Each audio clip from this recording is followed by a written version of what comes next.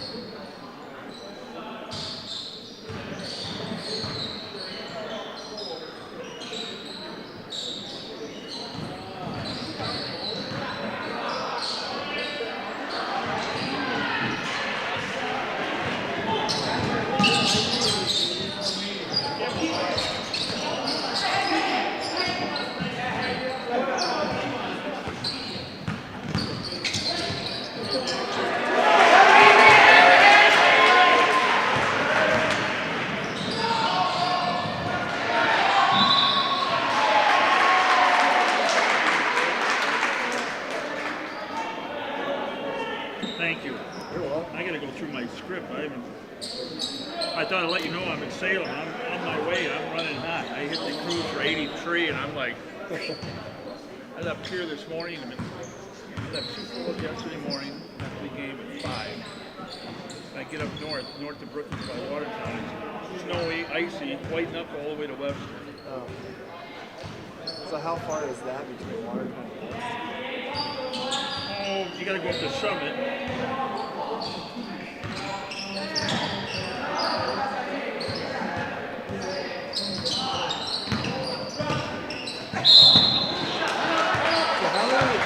How many O'Gorman players has won the Spirit of 6? Or Spirit of Sioux? I know JP won. JP. And did Dusty Coleman. Well, they only started so many years ago because after she died, the Sioux. So probably 2.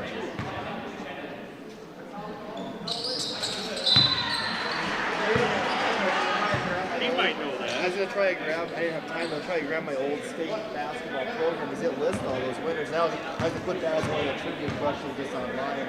Oh. Because I knew the 2. I know those 2. I said they were before that. I've had a few phone calls and stuff in the last 2 days. They love when you show Roby. Oh. They want to see Roby in the interview. Oh, okay. They want to see how he. Okay. And then I got stopped after I left you. I came in, 2 people hit me up. Love the trivia. Love the trivia. I could probably type out a few as well. Like if you show me what question you're gonna say, I could after you say it, I could. If I have time, I can even type it into the chat. And then he goes, and then you took forever to give the answer. And I said, well, you got to think about it. You just can't. Well, I got O'Gorman's records pulled up on my phone too, so I mean, that'd be more for the people than Roby. But I could do any of those too.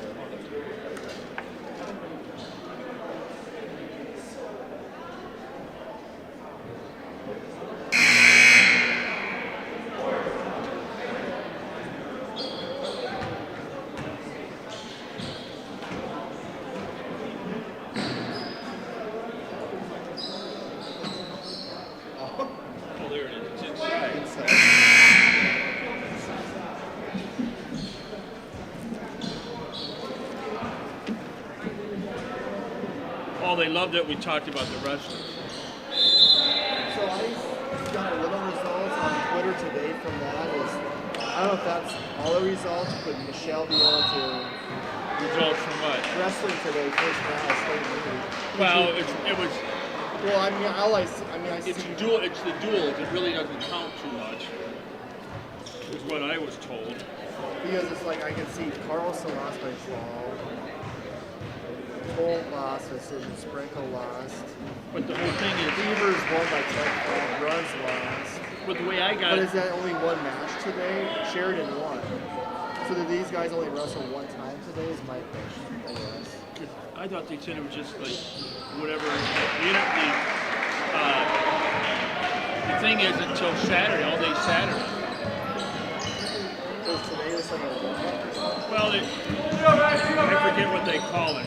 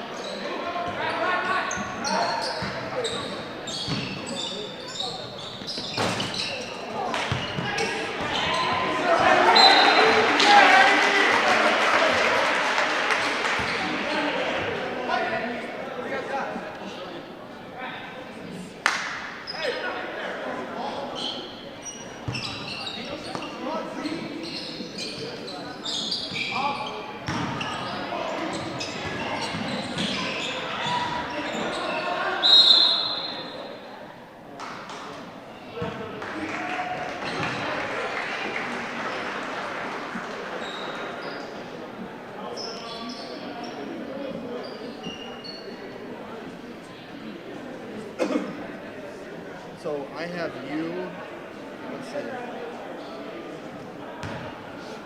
I have you in 5, since it's right here, it's close to you. I have Isaac in 6. So you're 5, Isaac 6. But I'm over here in 1. I have Tom at 3 times. So it'd be easy for, I mean, I can do it too, but just, you're 5 and Isaac is 6. I figure that's the easiest since it just goes straight out this way instead of yours going over the top. And we'll have our regular convex back for Sodak 16 because Heather will be going up to Fargo next week and then she'll grab it. Was it battery? Yeah, it was a battery. So we'll have this thing tonight and Saturday, and then for next week we'll have the regular minute back. Oh, my player tonight. I know you want to play cousin of it. I do, but I'm going to go with the shooter. I'm going Renshaw.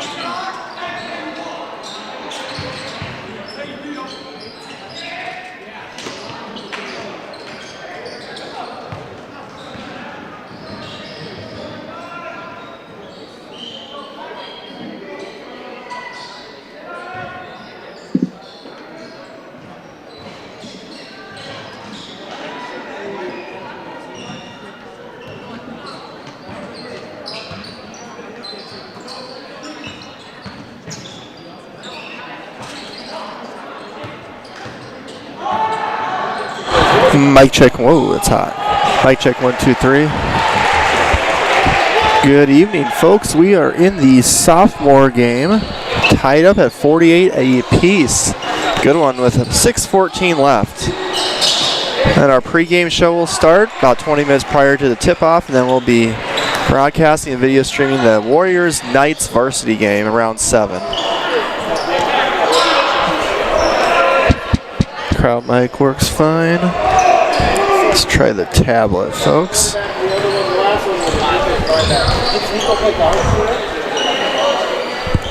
Okay.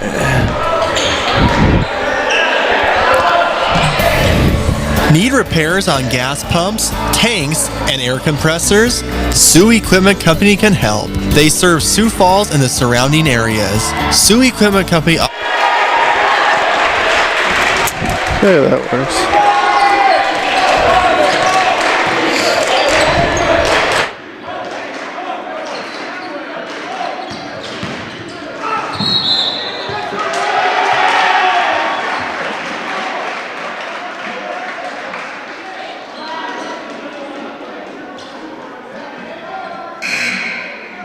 That doesn't include Lincoln, but that's not, I mean, one game, just an We only shot, what, 4 free throws the other night? 5? Not like that.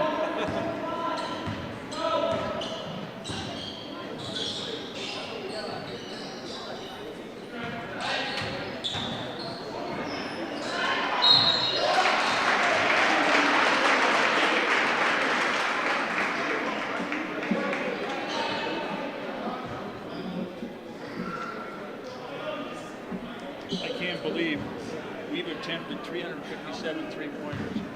So divide that by 17, I wonder what that is per game.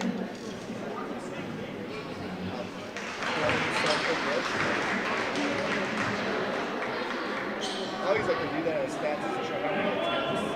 About a little bit over 20. Yeah, 357 divided by 17. 21. 21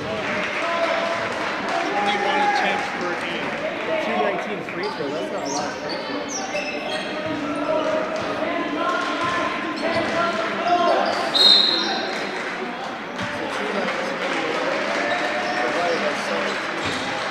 So we're only shooting 12.8 free throw attempts per game.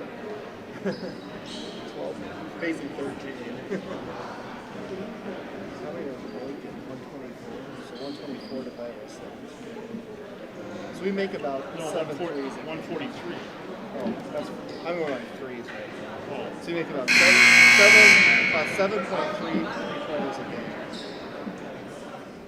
Free throws is 140 divided by 7. So make about 8.4 free throws. That's low. It's a fun little stat. I mean, that's where, thank you, that's where. What's wrong? Actually, you'd have to add up their total to those stats. I'm gonna let Isaac pronounce all their names. I re-emailed the pronunciation. weird. Yeah,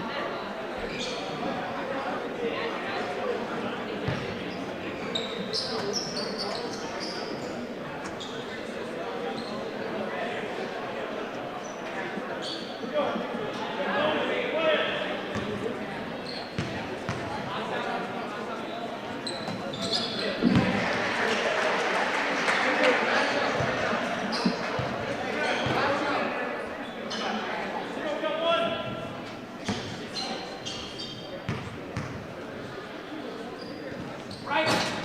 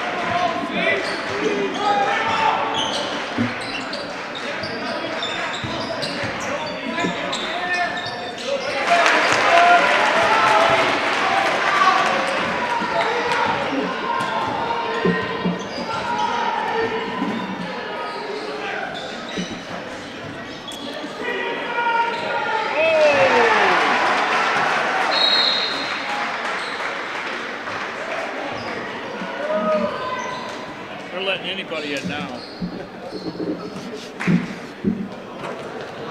Interviews, I knew Kelsey is coming like a week or so. I was like, will she need to be on the list or anything? He's like, heck, we let anyone in. Well, yeah, that's right. Because I wasn't for sure. I'm like, you know, she would come up to Sioux, but I didn't get her on the list. Well, she carry equipment and then they're going to say diddly squat.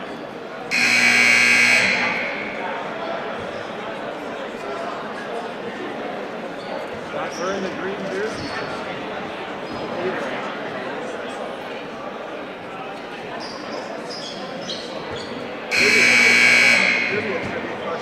Besides Roby and Vega, name one other boys basketball coach in Gorman history. See how many people can get that.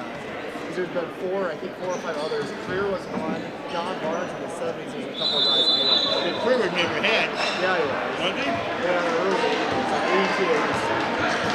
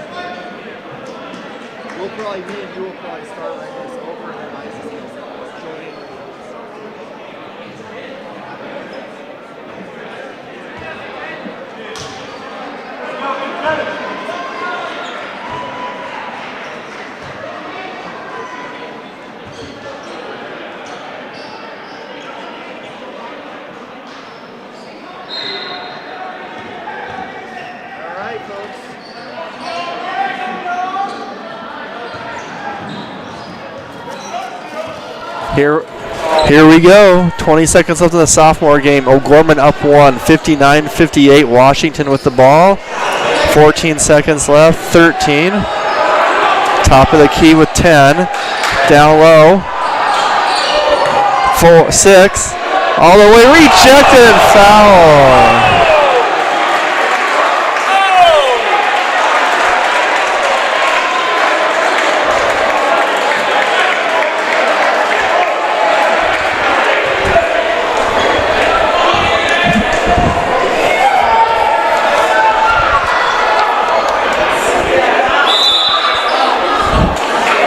So Mandela Muhammad to the free throw line for 2 shots, down 1, 4.3 seconds left. Could we have OT in the sophomore?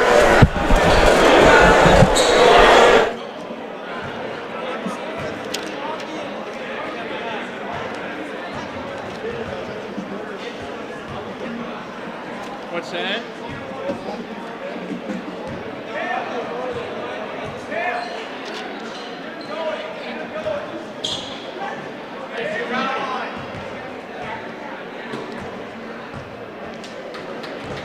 You didn't do the trivia the other night, did you? Well, you're from Iowa. You wouldn't know all that stuff anyway.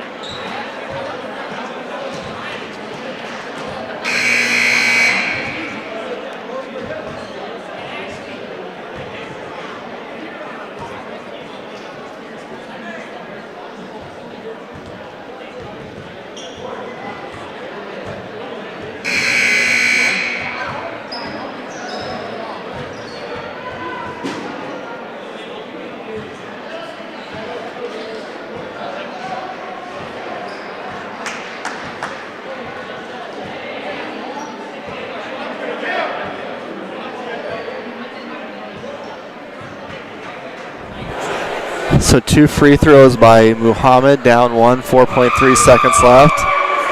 First one is good.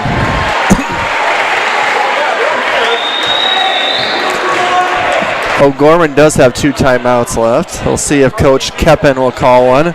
Tie game, 59-59. Muhammad for the lead with the second free throw for the Warriors. It's up and no good. And a timeout by Coach Keppen with 3.2 seconds left. So O'Gorman will have a chance to win it here.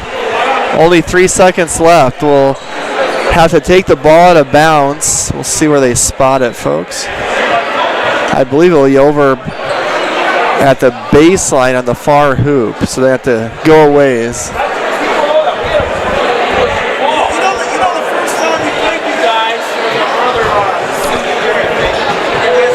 Mooney, 21 points leading O'Gorman. Benz has 15. Acott with 13. Hagee with 10. So O'Gorman's going to have to go the full length of the court, it looks like.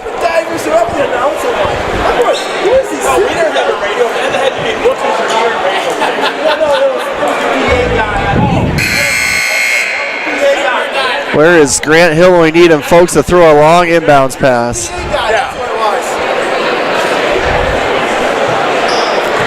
So the Knights coming out of the huddle. Again, they do have 1 timeout, folks, so if they can't get the ball inbounds, they could always call a timeout. So Hagee, Mooney, Benz, Acott, and Roman are your. So the heave by Hagee knocked out of bounds. So Gorman will get good position. That ball was knocked out of bounds by our student section. And now Keppen will call another timeout. Wow. Wow. You were on, Dan. Wow, So this is great, folks. that was a smart play just in regards to if Washington knocks it out of bounds, the ball advances from behind the hoop all the way to now the O'Gorman side, kind of side out behind the three-point line. Well, it's right, yeah, between the timeline right there, and they're going to have it. 2.4 seconds. Took off, what, 0.6 seconds? O'Gorman have the ball with 2.4 seconds to go. Can they score for the win? If not, we're going to overtime here in the sophomore game. All right. The crowd is picking up here. I think we might have a packed house tonight, Brent. Yeah, this might be the biggest crowd of the year besides the Brandon Valley game. That was a lot of people there that night as well. If we didn't have the girls playing, it would be. So 2.4 seconds left. We're in the sophomore game doing a little extra play-by-play. This is the future of the Knights right here, folks. O'Gorman taking it out with Hagee. We'll get the camera over.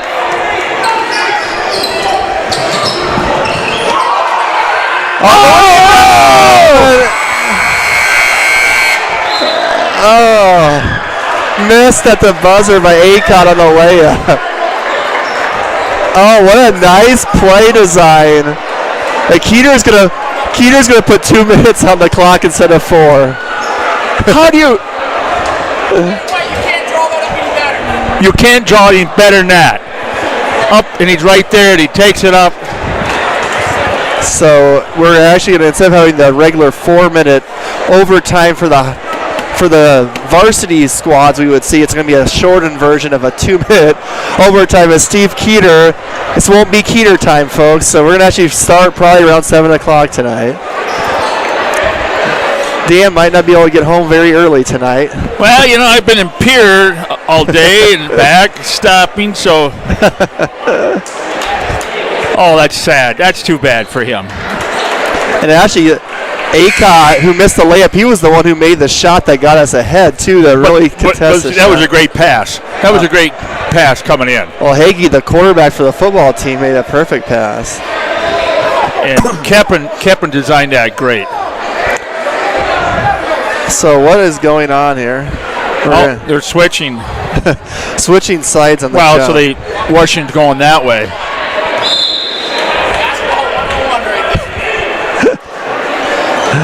Washington wins the tip.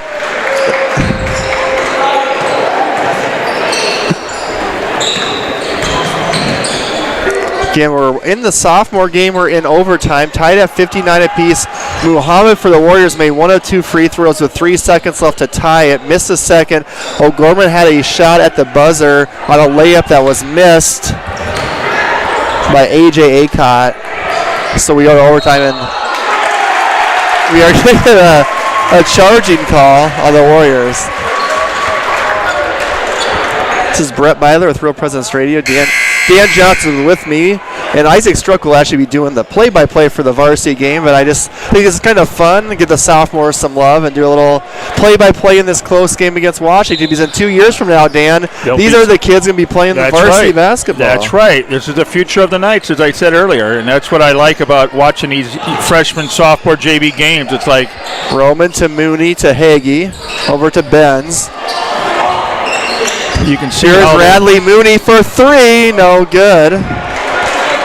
Rebound by the Warriors. See how they develop as they get older and mature.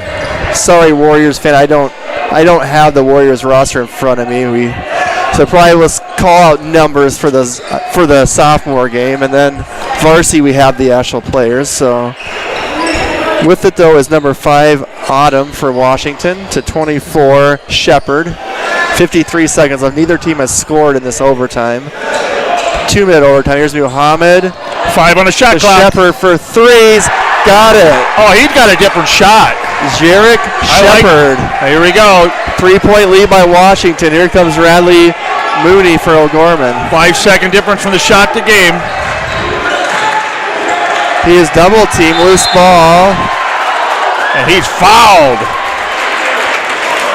And he's going to go to the line. Double bonus. So Radley Mooney to the free throw line for O'Gorman. Knights down 3, 62-59, 29.1 seconds left at O'Gorman High School. Mooney with 21 in the game. First free throw is up and no good. Knights down by 3, and we got a timeout, Washington. So Gross checks in for O'Gorman, and we have a timeout by the Washington sophomore coach. And this game's going to go a little bit longer. Coach Mike Holstein calls the timeout. 62-59, the Warriors off the big three-pointer by Zarek Shepard, 6'4" sophomore. So, folks, if you're tuning in already, get ready your trivia. We're going to have trivia again tonight. Here's one for you, folks, if you're listening. Coach Derek Roby is a current O'Gorman boys coach, and before him was Mike Begeman forever. There's, I think, 4 or 5 other coaches in history of O'Gorman boys basketball. Can you name one of the other coaches in the O'Gorman boys basketball history besides Roby and Begeman? Head coach. Head coach. Thank you. One of them is I'll give you a hint. One of them is a current coach at O'Gorman, but not for basketball. A current head coach of another sport. Teacher. You're thinking of a different one, Dan. You're not thinking of the one I'm thinking of. There is also one that's a current teacher as well. An assistant coach in a different sport. Mooney, free throw is up on the second one, is good. Knights down 2, 29 seconds left. We'll see if they'll foul because they almost have to, and Gross will foul. So 62-60. Autumn is going to shoot the free throws for, it's going to be Shepard. 13 is Gross. 33. Roman is okay. 13. So this is going to be double bonus for the Warriors. Gross is out. Hagee back in for O'Gorman. And the kid that hit the three-pointer to give the Warriors a lead is at the free throw line, Zarek Shepard, 6'4" sophomore, lefty. Free throw is no good. Loose ball. Oh, my. We got a foul on the Knights.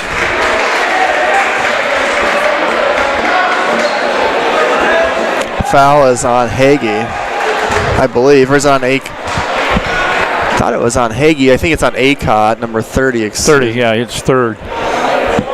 So, Autumn to the free throw line. Makes the first one. That could seal it here. That'd be a 2-point. So now it's a 3-point game. difference, So yeah. if he can make this one, they'll give the Warriors a 4-point game to get it to a 2-possession. And it is good. O'Gorman, that's a hurry. Here comes Mooney. Radley all the way is fouled, and he'll go back to the free throw line. As a coach, that's the last thing you want to do for a couple of reasons. A, it stops the clock. B, it gives O'Gorman a chance if he makes them both to set up a press against you and cause a turnover. You want to keep the clock moving if you're up by 4 especially. And no foul, which the Warriors did, and Muhammad fouls out now. So you have to replace him. Which Washington is in no hurry to replace him right now. Which I believe they do to give the coach a window of time to make the change. You have to make it right away. So Daniel Sanchez, number 2, is in.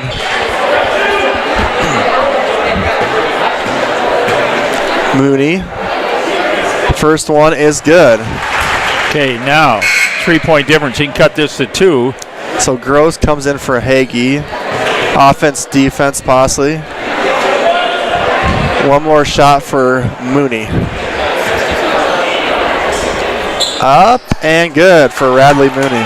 Okay. Foul by Roman. One of those plays like that, Dan, with 20 seconds left, I would like to see, go for the steal for about 4 or 5 seconds, and then if you can't get it, then foul. So just kind of, I don't say bail it out, but just foul right away like that. So number 1, Cole Peterson to the free throw line. I have a buddy from college named Cole Peterson, but it's not this kid. Free throw is up and good.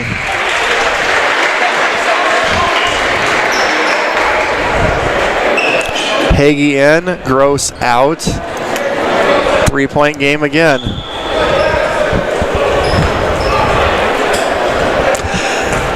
We have some drama here, and second one is good.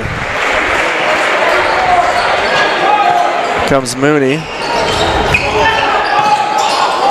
A lot of dribbling. 3-pointer is good for Radley Mooney from deep, making it a 1-point game. He has 27 points. Coach Keppen calls a timeout. 66-65 Washington. Both teams are out of timeouts now, Brett.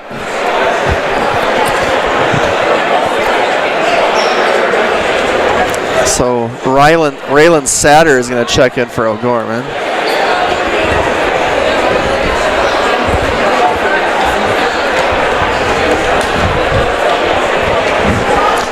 I'm going to practice my play-by-play skills a little bit. Not doing the game tonight, but doing a little extra on the sophomores. We'll have to check the stream to see if anyone answered our first of many trivia questions tonight. We do have some answers. Joe Ryan, you are correct. Yep, Don Barnes was in the 70s, coach for about 8 years, and career coach, I believe, from 82 to 87. So you got them both. And Don currently is? And Mel Klein also, I believe. I don't have the list in front of me, but yeah, I think Klein was here. Joe, I think you are correct on all 3 of your Don answers. Don is the tennis coach. Yes. So now Washington inbounds it. Oh, that was a dangerous pass. 2 seconds off. See, Dan, it's got to do a little O'Gorman trivia. We have people getting the answers. That's awesome. They gave answers the other night, too. But here's one for you folks listening. I believe we'll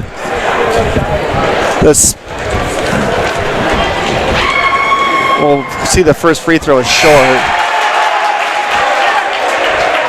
So it's a 1-point game, 66-55 or 66-65. Washington leads. Autumn's at the free throw line right now. One more free throw. Neither team has any timeouts, so O'Gorman's have to get the rebound and go, whether he makes it or misses it. Second one is good. 2-point game. Here we go. Here 10 seconds. Mooney. Here we go. All the way. Loose ball. Shoot it. Mooney at the buzzer. Oh, no good. Darn. And the Washington Warriors sophomores hold on, 67-65.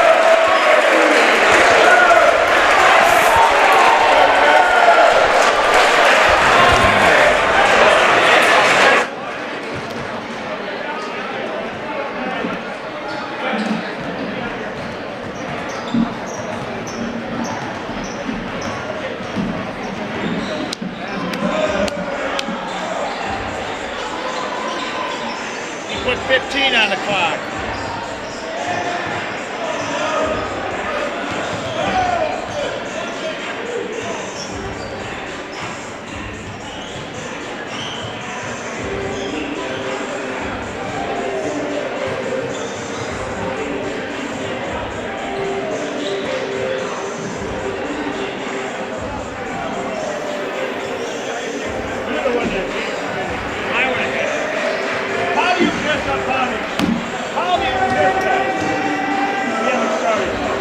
You're listening to a special presentation from the Real Presence Radio Network. We're in the open.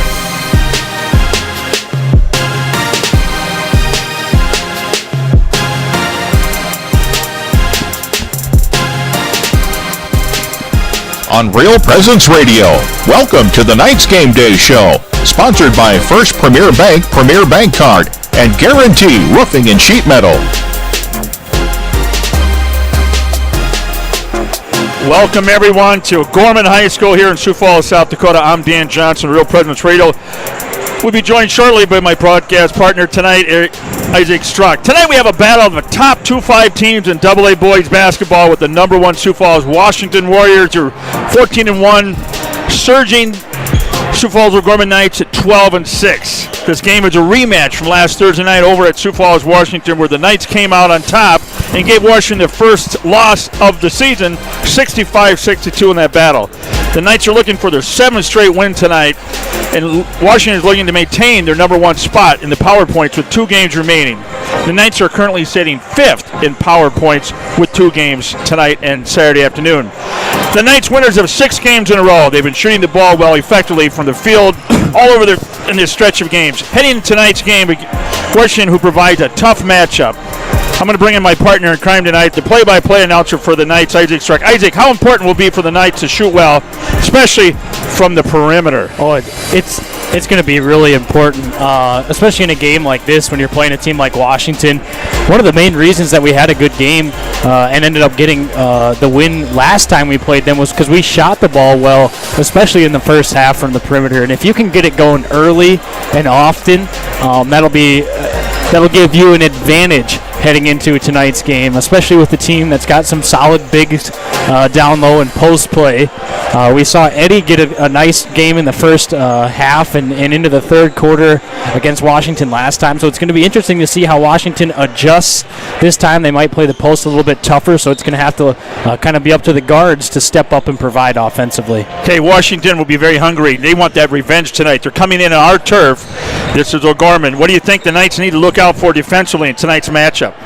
Well, I just think it's going to be tough to stop the Warriors, especially when they're coming in, looking for a revenge game, if you will. And defensively, we have to step up and guard the paint down low, but we gave up a lot of late looks in that second half from the three-point line. We need to be able to stretch the floor on the defensive end, get out and get to the shooters, and slow down guys like Aguirre, who didn't have a very good first game, but he's one of their leading scorers. So it's going to be important to make sure that we don't fall asleep on defense. Let's talk about the history with the Washington Warriors. Well, back on February 18th of last week, O'Gorman won 65-62 at Washington High. The Knights led at the half 43-32, but went over 6 minutes from the end of the third quarter into the fourth without scoring. Matt Ing had a big 3 and 2 free throws late that got O'Gorman back to the lead, and David Alpers blocked a game-tying three-point attempt at the buzzer by Taj Two Bowles. Eddie Myler led the way with 22 points. Moffitt chipped in 14, and Taj Tubles led Washington with 21. This will be the 133rd matchup for these two teams tonight, and the series is deadlocked at 66 games apiece. O'Gorman 8-2 in the last 10 meetings, and Washington won last year back at O'Gorman 57-47. So now we're going to quickly get to our scoreboard update and some other games going on in AA. AA boys tonight, thank you. Rapid City Central is at Brandon Valley tonight. Here is at Sioux Falls, Washington. Rapid City Stevens is at Sturgis Brown. Earlier tonight, the JV lost 61-46. They finished the season at 15-4. The freshmen won 80-49. Now they're 9-7 on the season, and you just got done seeing the very end overtime, the sophomore game. They got beat 67-65. And in girls tonight, here it is at Washington. Rapid City Central is at Brandon Valley. Harrisburg, Sioux Falls, Lincoln. And our Lady Knights are playing at Sioux Falls, Washington. We have an update out at Brandon Valley 20, Rapid City Central 20 in that game. So that's a good game there between Brandon Valley and them. So coming up on the other side of the break, Brett Byler talked to Washington boys coach Craig Nelson to find out the keys to success for the Warriors tonight against O'Gorman. That interview is next on Real Presence Radio Network. At First Premier Bank and Premier Bank Card, we believe the greatest investment we can make is in our customers and communities. Thanks to our industry-leading service, products, and tools, we're helping our customers reach their financial goals and achieve success. Through the generosity of our employees and leadership, we're able to support nearly 700 South Dakota organizations and nonprofits with our time, money, and resources. At Premier, we're always seeking ways to make an impact for good by investing in what matters most to you. It's the Premier way. Here at Catholic Family Services, we believe counseling is for everyone. Catholic Family Services is here to help whether you are navigating a life transition, such as going to college or changing career paths, wanting to improve your communication skills, making plans for your future family, or wanting to understand mental health. If you would like more information or to set up an appointment with one of our trained professionals, call Catholic Family Services at 605-988-3775. Real Presence Radio is experiencing rapid growth and has an additional opening in the Sioux Falls area for a full-time listener relations coordinator. This person will assist with spreading the word about RPR, including help with the live drives, fall banquet, major gifts, and local live shows. A qualified candidate should demonstrate excellent self-management and time management skills. If you sense a call to serve God in this capacity, please send a cover letter, your resume, and references to Brittany at realpresenceradio.com or call 877-795-0122. Welcome back to the First Premier Bank Card, and Guarantee Roofing and Sheet Metal Nights Game Day Show. I'm now joined by Sioux Falls, Washington boys coach Craig Nelson. Coach, your team's coming off a 57-49 win over the Mitchell Colonels Tuesday night. What did your team do well in that ball game to get a win against a quality opponent? Yeah, I just thought we were solid on both ends. We had some stretches where we were really able to dig in and guard well, and I thought our shot selection was much better than it had been the last few games. Being a little bit more patient, working to break down the defense a little bit more instead of just taking the first one that we could find. Coach, let's go back now to the O'Gorman game last Thursday night where your boys lost 65-62. What tonight would you like to see as the biggest improvement in that game against O'Gorman compared to last Thursday night? Well, mainly our defense, especially early on. We just got to come out of the gate more ready to defend, get in stances, talk better. Just kind of everything defensively in that game was not where we needed it to be. And one of the players for O'Gorman who had a really big game last Thursday was their center, Eddie Myler, 22 points and 8 rebounds. What does your team need to do better guarding him tonight? Yeah, just guard him. We let him catch it anytime he wanted. We let him catch it too deep in the paint. Good AA bigs are going to score all day anytime you let him get 2 feet in the paint. We just got to be tougher and make Eddie have to work much harder to get his stuff. But, he was making tough shots, and he was stepping out and hitting shots, and he was doing a little bit of everything last time, and that became difficult for us to guard. In the first meeting, Coach, against O'Gorman, your boys were 7 for 25 from the three-point line. Was that too many three-point shots for your liking, or just good looks and they just weren't quite falling in for you that night? There's been games where I'm okay if we shoot that many, but I thought the ones against OG were just way too quick, way too contested. We didn't give ourselves a chance to look for layups, look for full speed, anything like that, because we'd already shot the ball within the first 8 to 10 seconds of every possession. Just showing more patience, and, we got good shooters, and it's okay if we're shooting that many threes, but you also got to be selective with them once in a while. And you mentioned the start of the game against O'Gorman, Coach. The Knights on a current 6-game winning streak has led after the end of the first quarter in all those games. They have scored at least 30 30 points in the first halves of all those games. So how important is it for your team tonight, Coach, to get out to a good start in that first quarter of the ball game? We got a guard overall for all 4 quarters, but there's no question OG delivered the first punch last week, and, they were really hot early. So slowing a team down early and just kind of getting the game under control a little bit, it's been hard for those teams during that stretch to make a comeback on O'Gorman, and that's what it was for us last Thursday is, you're fighting from 10 points down, from about 3-4 minutes in the game, we're 10 points down, and then you're fighting that the whole game to get back, and that was too much for us. And finally, Coach, were you happy in that first game with the tempo of the ball game? And if not, how does it need to change tonight? We played way too fast, and that's in a way of saying, okay, we got quick kids, and we got kids that can play fast, but you can't always be frantic and just shooting up any shot that you want. I'd like us to show a little bit more patience within that, a little bit more discipline within that. The tempo is fine, but the shot selection or the decision-making wasn't so great. Thank you so much, Coach Nelson, for your time, and good luck to your boys tonight. Yep, thank you very much. Spirit. And then we'd like to thank Coach Nelson for his time. Don't go away. Brett Byler sits down with Derek Roby on the pregame show. Continues on Real Presence Radio. Hello, this is Mark Konzemius, president of the Catholic Community Foundation for Eastern South Dakota. Preparing for the end of life can be overwhelming, even scary. Yet as disciples of Christ, we live in great hope and the reality of God's promise that death is not the end, but a new beginning. The End-of-Life Planning Workbook for Catholics is now available. I encourage you to reach out to one of our Catholic Community Foundation offices or ccfesd.org. May God bless each of us on our journey to heaven.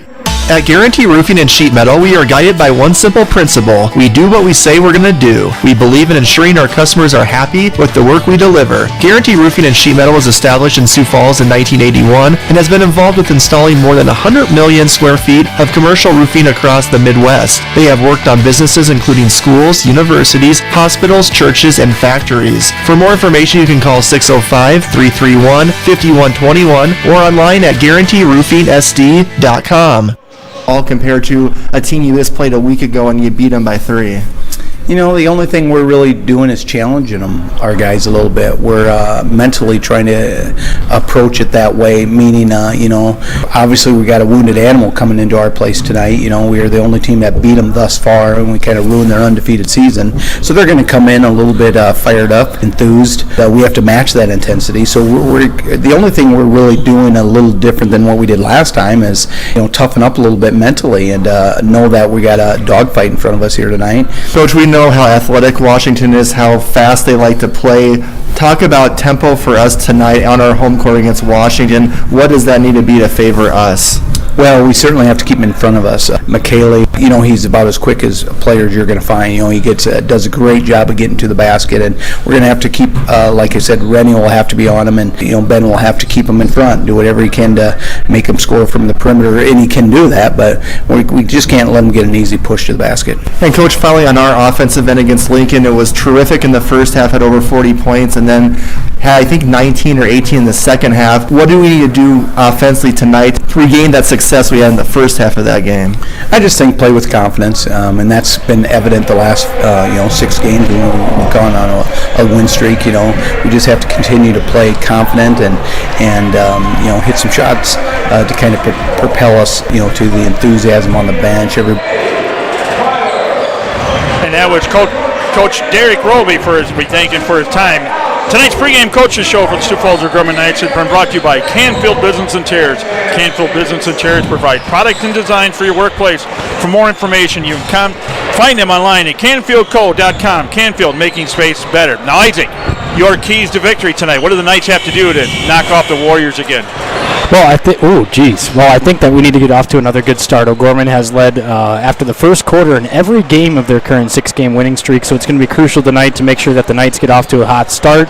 Eddie and David need to control the paint once again. They combined for 30 and 13 in their first meeting versus Washington.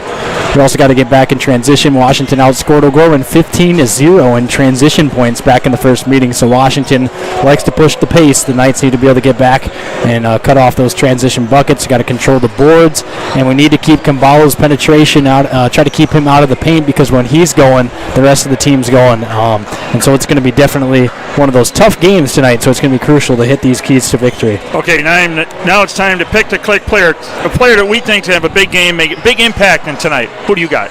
Well, I'm going to go with a guard. I'm going to go with Matt Eng tonight, sophomore. I think that he had a really good game against Washington last time, hitting that crucial 3 late. I think that's going to be he had a good JV game today as well. I think he's going to have an energy boost off the bench and help guide the Knights to victory tonight. I'm going with the senior, Ben Renshaw, 5'11 senior, for my player tonight. So tonight, Sioux Falls O'Gorman's Game Day Show has been brought to you by First Premier Bank and Premier Bank Card.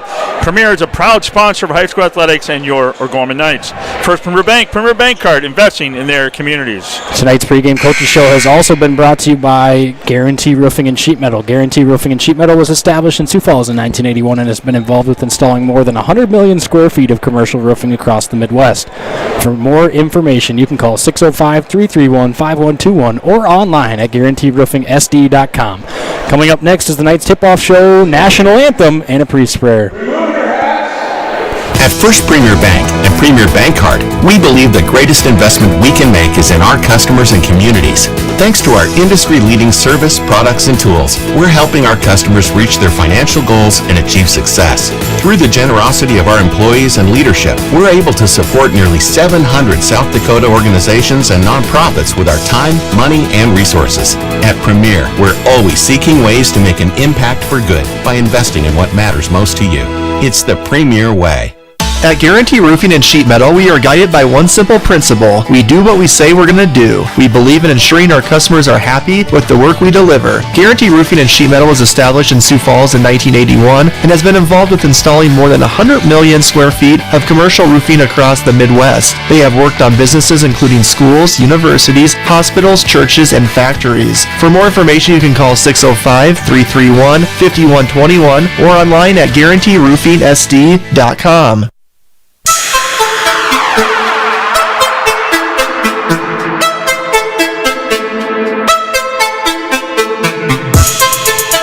On the Real Presence Radio Network, O'Gorman Knights Basketball is on the air.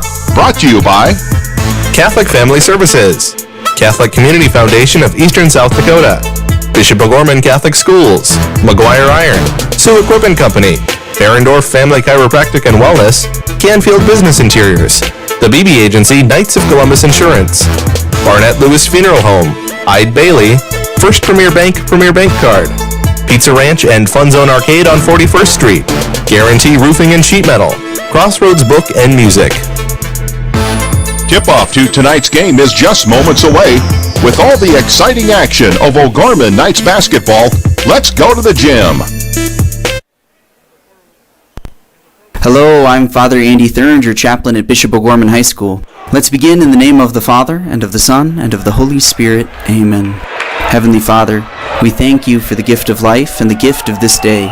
We praise you for the gifts and talents of all our student athletes. May their efforts praise and glorify you, and may they strive to live every day as saints, to run the race of life well, that they may win the imperishable crown of glory in heaven. In the name of the Father, and of the Son, and of the Holy Spirit. Amen. And that was Father Andy Thuringer, the chaplain at O'Gorman. And now here's your play-by-play, Isaac Struck.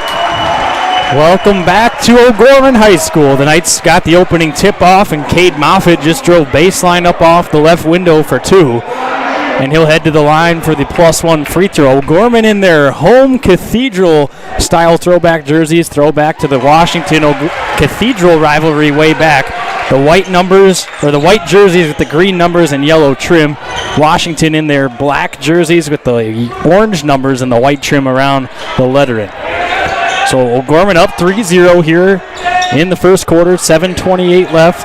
Joe Utek with it over on the wing, now over to Aguirre, who was relatively quiet in the first meeting. However, the leading scorer for the Warriors looking to get back on track tonight as Taj Two-Bowls misses his first jumper. I think that's the loudest I've heard the student section all year, Isaac.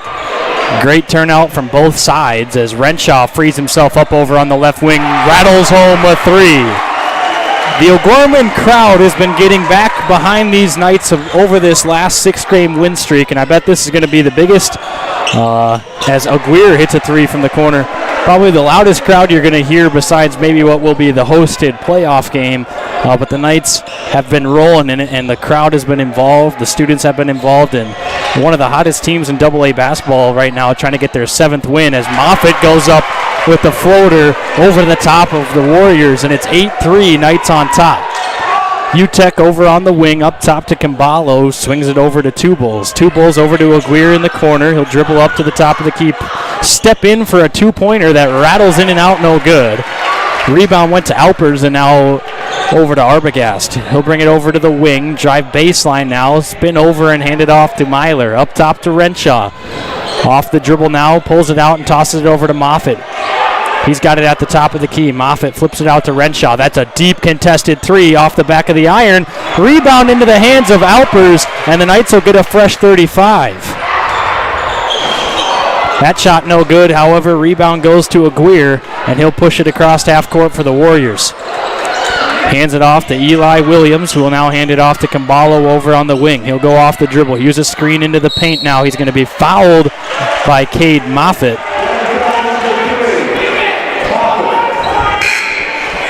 I love this Cathedral Green. Monsignor Barnett would love this if he was here. Couple of subs into the game. Angok Akot into the game for the Warriors. Camballo over on the wing, up top to Akot. Now over to Aguirre. He's got it on the drive baseline, flips it into the hands of Two Bulls, and a two-hand jam from Taj Two Bulls. And it's 8-5. Knights still lead, but a beautifully executed baseline drive by Aguirre, then the dump to Two Bulls, who rose up and finished off two.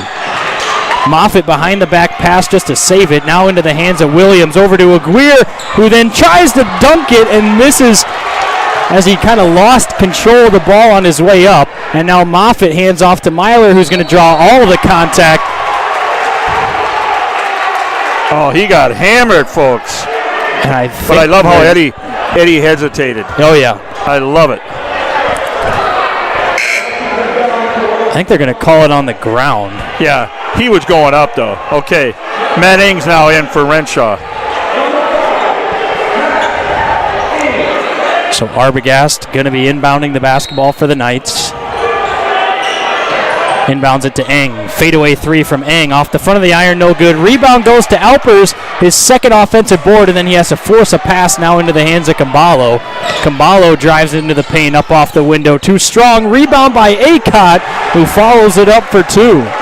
Angok Akot, the 6'8 junior, on the glass with his rebound and points, his first of the evening. Moffitt drives into the baseline now, over to Myler. Myler has it on the block, spins over his shoulder, in a little bit of trouble. Hook shot, too strong, no good. Rebound goes to Camballo, and now Myler is going to be called with the poke. Eddie on the reach in.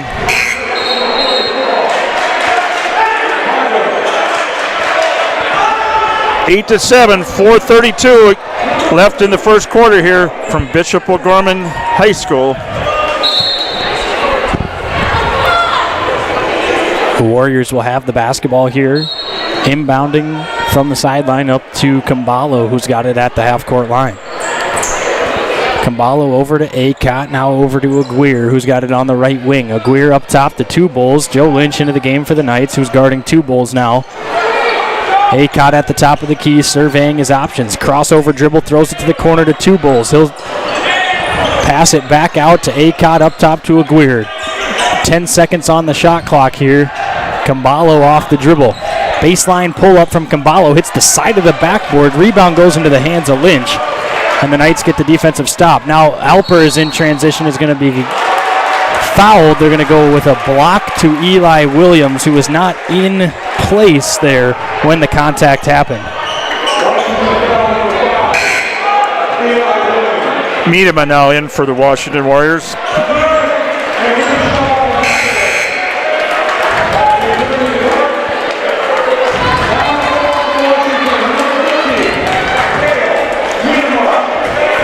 So K.O. Miedema in for the Warriors, as well as UTEC coming back in. Shea into the game for the Knights. Myler turns over up off the glass. A tough finish for two. 10-7 Knights lead. Pushing the tempo is Camballo out to Williams now in the corner. He's guarded by Shea. He'll use a screen from Two Bulls, slice his way into the paint. Too much hand checking there from Shea. So the foul is going to go to Michael Shea. That'll be his first, team third so far. Each team to 3 fouls in the opening minutes. UTEC off the inbound now to Camballo. Dribbles around, thought about a pull-up 3, instead dishes to Williams. Dumps it off into Cale Miedema. Miedema turns around, hands it off to Williams up top. His three-pointer too strong. Rebound batted around, and it's going to be off of the Knights. Renshaw jumped up for the rebound and then landed on the out-of-bounds line before he was able to throw it back in. Cale Miedema, the 6'8 sophomore. Big physical body for the Warriors. And he's going to get the layup up off the glass. Easy, too, there for Miedema. I want him on my line in football. He started all the games on the Washington line this year over at left tackle. 6'8", got to be pushing just about 300 pounds. Lynch drives baseline, kicks it out to Shea. Extra pass, swing over to Renshaw. 3, no good. And then he'll get his own rebound, kick it to the corner. That's Eng for 3. It's good. 2:52 left. Knights lead 13-9 over the number 1 ranked Warriors. 2 Bulls up off the glass for 2. He is a dangerous individual when he catches it on the low block. He's a good ball player. He's got some moves, folks. Taj Tubals, a fundamental big man who's quite athletic and can stretch the floor and knock down the 3 ball. Eng all alone on the wing. He buries his second 3. Matt Eng from the wing, and it's 16-11 Knights. Eng with back-to-back triples. Knights lead by 5. UTEC drives his way into the paint. Elbow jumper rattles around, no good. Rebound goes to Myler. Renshaw pushes in transition, crossover dribble over to Eng. That's a really deep 3 from Eng. Off the front of the rim, no good. Kind of a heat check there. And then Lynch is going to wind up with the offensive board. Hustle play by Joe Lynch creates the extra 35 seconds on the shot clock. And now Renshaw, pull-up jumper, good. And now a technical foul on Renshaw. Wow. I'm probably, that might be the softest technical foul I've ever seen. Unbelievable. I missed it.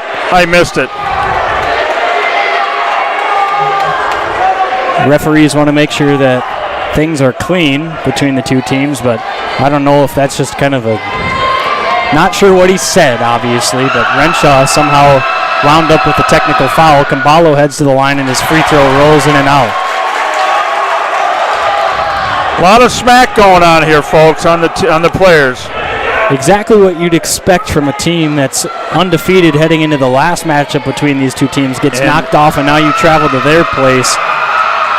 Camballo at the free throw line rattles in the second free throw, then winks at the student section.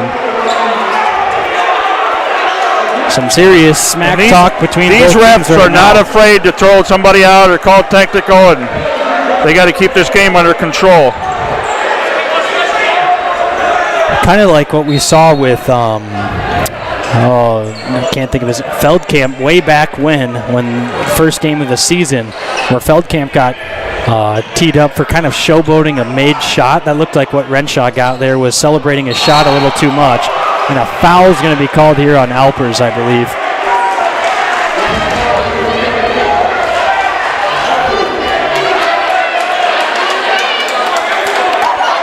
Be the 5th team foul for the Knights.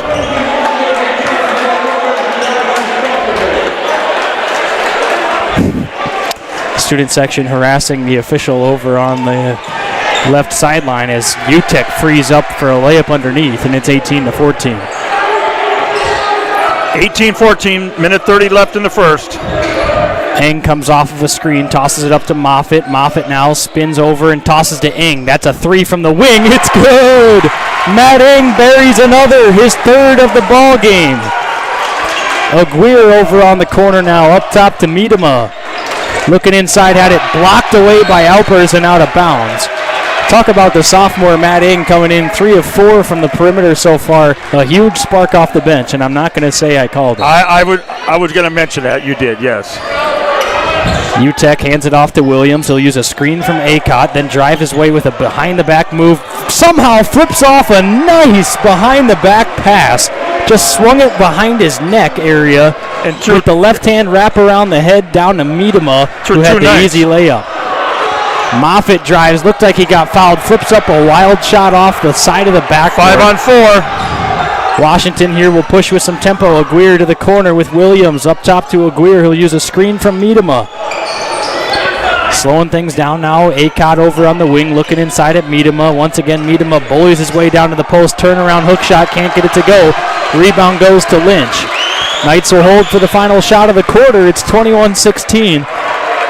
Knights lead the Warriors. 20 seconds left in the quarter. Moffitt dribbling around near the wing. Hands it off to Eng. 14. Eng dribbling around near the half-court line. He'll go crossover now, use a screen from Alpers. Pull-up three by Eng. It is good! Matt Eng, talk about a hot hand. Aguirre, half-court heave, no good. Wow. The Knights lead the Warriors 24-16 thanks to 4 first-quarter threes by Matt Eng. Stay tuned for the second quarter of action here on Real Presence Radio Network. Ferendorf Family Chiropractic and Wellness is a third-generation chiropractic practice focusing on inspiring patients to take control of their personal health and the health of their families. Dr. Eric Ferendorf, a 1999 O'Gorman alum, is a proud third-generation O'Gorman Cathedral High School graduate following in the footsteps of his grandfather and uncle, and is excited to welcome his wife Larissa to the practice. Ferendorf Family Chiropractic and Wellness is located on the northwest corner of 49th Street and Southeastern Avenue, 605-334-8000. Hi, I'm Larry Canfield with Canfield Business Interiors. I've often been asked what differentiates Canfield Business Interiors from other companies. It's our knowledge, expertise, and over 100 years of combined experience. It's how we use our in-house design capabilities to enhance your workspace. To us, it's not just a transaction. It's about our satisfaction guaranteed philosophy that seeks a positive outcome for all. The reason we are in business is to make your space better. We get results, just like those Knights. Go Knights! Welcome back to Gorman High School. Start the second quarter. We're going to have the ball. The Knights lead 24-16 here. Here's Isaac with the play-by-play. Aguirre with it over on the wing now. Up top to Caballo. Caballo over to Utek, and Utek will drive baseline, slices away into the paint, dump it off to Williams. Spin move up off the glass. Good for 2. Wow. Nice finish there inside by Williams. Moffitt with it over on the wing. Reese Arbogast 3, no good. And the rebound goes to the Warriors. 3 from the top of the key is good by Caballo. Sorry, I was a little slow there on the reaction time. Update from Washington High. The Lady Knights are over there playing the Warriors. 2017 with about 4:10 to go in the second quarter there. Knights trailing. Renshaw, 3 from the wing, no good. Put back by Alpers down low is good. Aguirre with it on the corner. He'll take a quick transition 3, no good. Rebound bounces around into the hands of a couple of Knights, and now Alpers somehow saves it, and now it's in the Two Bulls' hands. Williams dumps it off to Aguirre, had it poked away by Arbogast. Wow, this is some back and forth basketball. The Knights finally control the possession somehow, and Moffitt now has it on the wing. Looking inside at Myler, dumps it off to him on the block, kicks out to Alpers.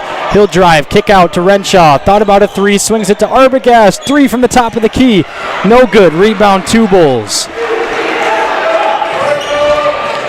The hand checking on Eddie down there. They're really covering Eddie in the paint. Two Bulls doing a fabulous job on him. Caballo off the drive baseline, left-handed flip shot up off the glass, no good. Grabs his own rebound, and now Williams finds Two Bulls in the corner. His three-pointer rattles in and out, no good.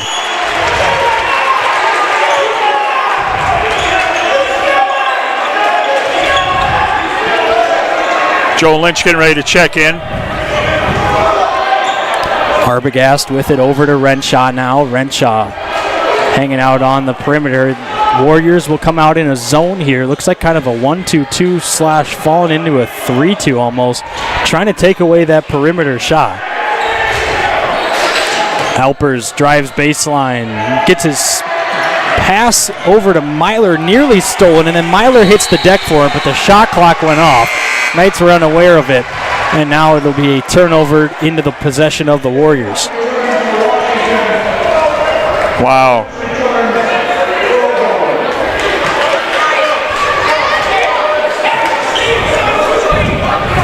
So Washington with possession here. They trail by 5. Kambalo will come off of a screen from Acott. Tosses it up to Two Bulls. Swings it over to Williams over on the wing.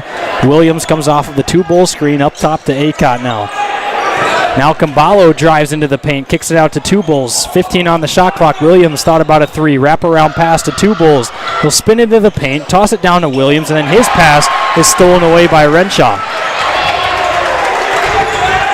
Eli Williams with really good court vision tried to squeeze a pass inside and just had it taken away. Arbogast up top over to Moffitt. Standstill 3 from the wing. Too strong, no good. Rebound goes to UTEC. Eng ready to check in for the Knights. The human flamethrower looking to keep his hot streak going here. 26-21, 4:30 to go in the second quarter. Kickball violation by Myler.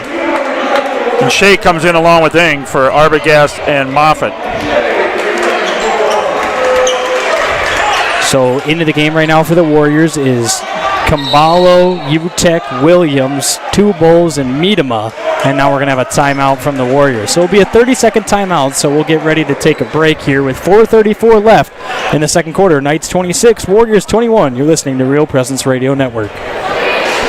Hi, this is Father Jordan Sampson, pastor of Christ the King Parish, located at 26th and Lake Avenue in Central Sioux Falls. And I'm Julie Kolbeck, the principal at Christ the King Elementary School. Christ the King School is the perfect spot for your child to receive an affordable, Christ-centered education. To learn more, call 605-338-5103. Whether you desire a Catholic education for your family or are looking for a spiritual home, we look forward to you joining us at Christ the King.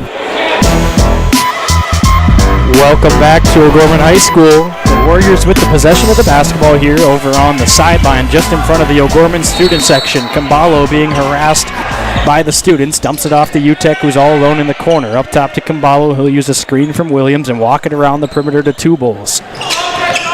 Two Bulls guarded by Lynch closely. Hands off to UTEC, now guarded by Eng. Down inside to Miedema. Kick out to Two Bulls. His three-pointer too strong. Rebound off the hands of UTEC and out of bounds. Whoa. Not sure about that. Not sure. I know, really. it's right below me. I'm going to disagree with that one.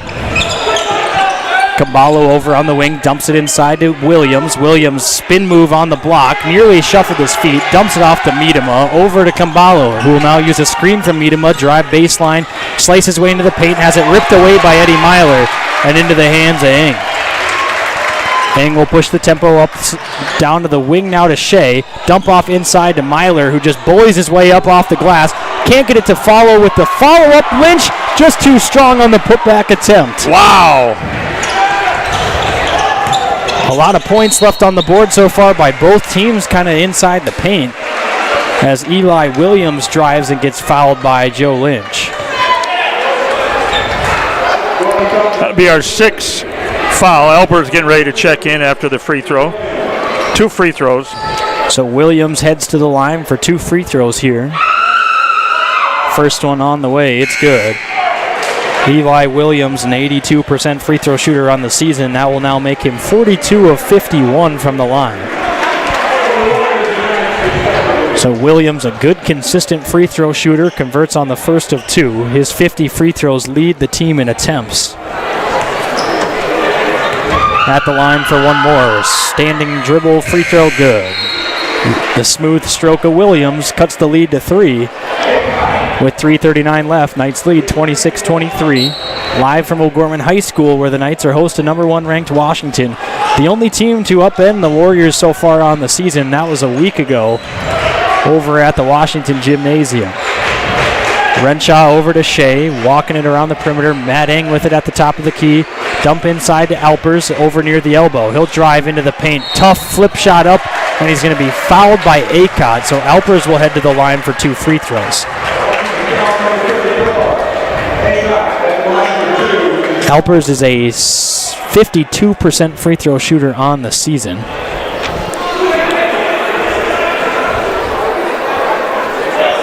And Alpers has got a bloody knee, so he'll have to get wrapped up here by the trainer, Tiffany, before he can shoot the free throw.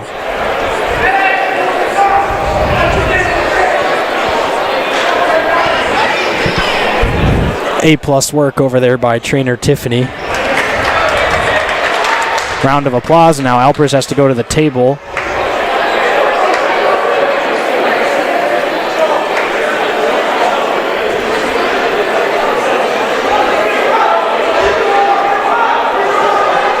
They're making Alpers check out.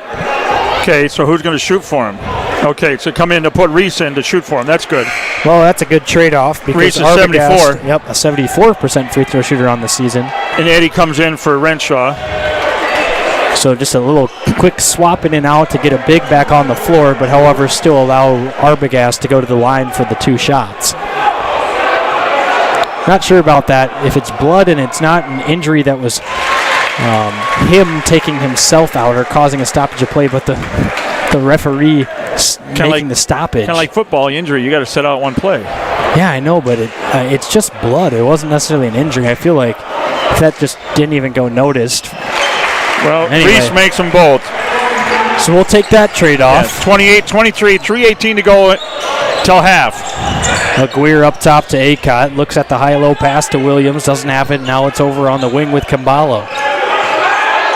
Acott back at the top now. High-low pass to Williams. Nearly stolen away, and then Tubols cleans up the mess with the 2 off the window.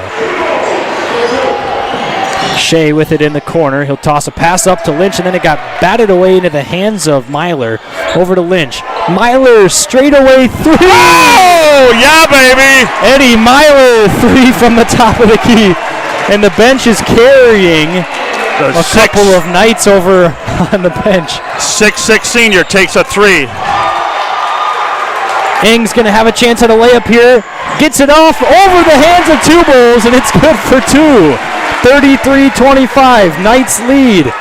Ing with 14 off the bench to lead the Knights so far. Aguirre up top to Williams. Dump off inside to Tubols. Spin move in the paint. Haley had it poked away into the hands of Acott. Elbow jumper is good. A pure looking jumper there from Acott. And now Arbogast in a little bit of hustle here over to Lynch at the top of the key. Lynch drives his way into the paint, kicks it over to Myler. He'll spin his way into the paint up off the window. He got fouled, and he'll head to the line for 2. Nice pump fake, and then another pump fake under the basket. First one got the defender off his feet, then he drove to the paint, pump faked again, went up for 2, and got fouled. So Myler will head to the line for 2 free throws. The Tubol's second foul. Big ol' Eddie Myler is a 61% free throw shooter on the season. Couple of subs into the game after the missed free throw there from Myler. It's going to be Eng, Arbogast, Myler, Moffitt, and Alpers in for the Knights. In for the Warriors is Utek, Aguirre, Williams, Acott, and Miedema. And that is a... Yep, that's what I was going to say. Well, lane Acott fell violation. down in the lane violation. because him and... I was going to say, how did they not notice that?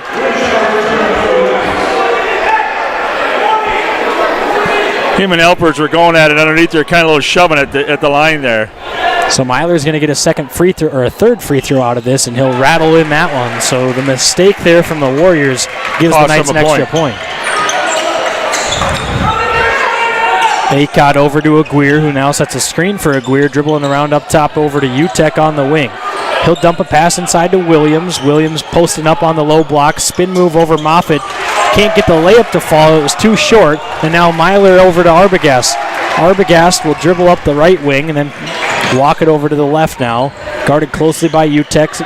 Walks over to the Knights logo.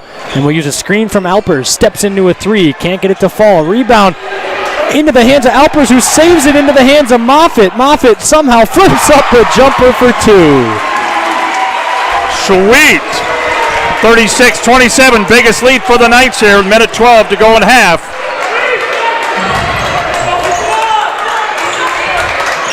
Utek over on the wing. He'll use a screen from Miedema. Drives into the paint, turns over, has a tough jumper in for 2. Nice shot. The Warriors will come out and look to zone it up here as they'll fall into that 3-2 zone where UTEC kind of extends out near the half-court line. Trying to take away that perimeter game. Alper's in the high post. The Knights will work it around with Renshaw and Arbogast. Swing pass over to Moffitt, looking inside at Myler over on the block. Has it down on the left block. He'll spin over his left shoulder, and they're going to say he shuffled his feet. Okay, shot clock is off. 32 seconds. Washington have the whole length of the court here. And you got Shea checking in for Reese.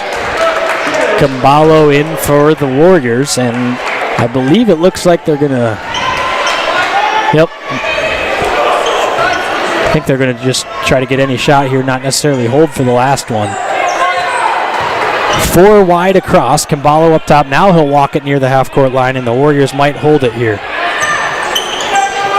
Williams with it. They're just kind of playing a little 3-man weave action, a little keep away here. Williams at the top of the half-court line over to Acott.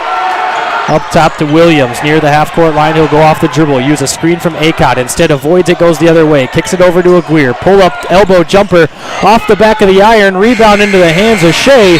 And that'll do it for the first half from O'Gorman High School. The number 5 seeded O'Gorman Knights lead the number 1 seeded Washington Warriors 36-29 at the end of the half. Stay tuned for the Knights halftime show here on Real Presence Radio Network. Pre-planning a funeral is a wonderful gift for families. I'm David Lewis of Barnett Lewis Funeral Home, a family-owned and operated service to the community. Our goal is to make arrangements with families comfortable when they decide what their wishes are for funeral services. I will listen to all needs and offer choices for funeral arrangements and make sure all questions are answered. Barnett Lewis Funeral Home can be contacted at 336-0707 or by going to barnettlewis.com.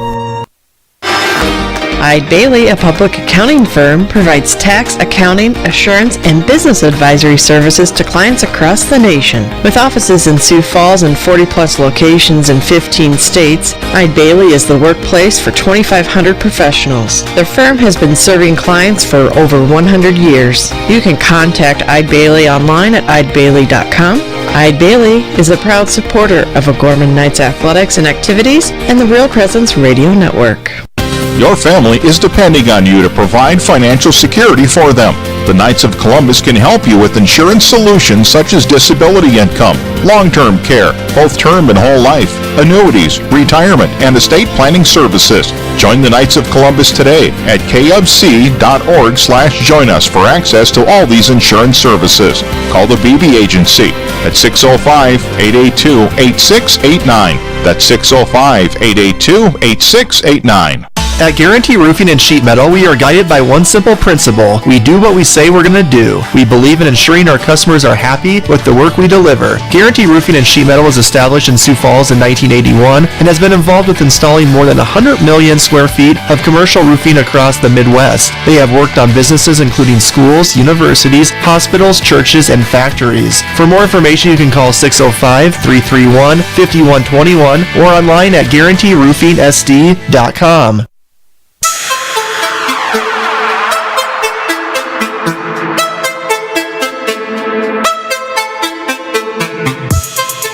From the Real Presence Radio Network, welcome to the O'Gorman Knights Halftime Show, brought to you by your Knights of Columbus field agents for the Sioux Falls area, Jeff Gillen, Carl Libby, David Cook, and Phil Carlson. Welcome back to O'Gorman High School, where the Knights lead the Warriors 36-29 at the end of the first half. O'Gorman jumped out to a big lead there in the second quarter, but also we can't go without talking about that first quarter performance from Matt Ing, who was 4 of 5 from 3 in the half. Had 4 first quarter threes to make what was a deficit turn into a lead for the Knights. He has 14 points right now to lead all scorers, as the Knights used a 7-0 run late in that second quarter to take a lead at 36-29 heading into the half. So, Dan, what stuck out to you so far about tonight's game? Well, I love the intensity, how they're playing. I mean, they're on fire. They're like into this. They're psyched up, ready to play. But I tell you what, Washington, is playing one heck of a ball game inside. They don't give up. They're 10-footer, they're 12-foot shots and everything. They're going at it. And, Washington is they're one losses to us. You can see why they're undefeated until last week. But I tell you what, this has been a fun game. And neither team, there's a little emotion, there's some smack going on that first quarter. O'Gorman got a tee, and that kind of quieted everybody down a little bit. But a lot of smack going back and forth. But the intensity, it's fun, good ball game. Knights on top. You can't. For basketball, not like me. I'll just do that. I love it. This is the type of game you want to see in every single game that you go to. Well, yeah, absolutely. And this is one of those games that's going to be remembered for a while. I mean, this is one of those games between two city rivals. You're wearing your green throwbacks if you're O'Gorman. But you just upended them, the Warriors, for their first loss of the season last week. And now you get a second chance at them at home before you head into a state playoff game and hopefully a state tournament appearance. And right now the Knights are the only team really to give the Warriors fits both times they've played so far. So it's going to be really interesting to see how this second half goes. Make sure not to have a letdown here at the beginning of the third quarter. Okay, the Knights up 36-29. Coming up next in the Inside O'Gorman segment, we're going to talk about the Gorman Wrestlers, how they did at day one out of Rapid City at the State A Wrestling Tournament. Continue next on the Knights Halftime Show on Real Presence Radio. At First Premier Bank and Premier Bank Card, we believe the greatest investment we can make is in our customers and communities. Thanks to our industry-leading service, products, and tools, we're helping our customers reach their financial goals and achieve success. Through the generosity of our employees and leadership, we're able to support nearly 700 South Dakota organizations and nonprofits with our time, money, and resources. At Premier, we're always seeking ways to make an impact for good by investing in what matters most to you. It's the Premier way. At McGuire Iron, we protect and store quality water for people and communities across the country. We are family-owned and operated and have been building and maintaining America's water tower infrastructure for over 100 years. We pride ourselves on using faith principles in our business practices every day. This deep faith in the church is why we support the Bishop O'Gorman Catholic School System. From all of us at McGuire Iron and the Jones family, we wish all O'Gorman students and student-athletes good luck this year.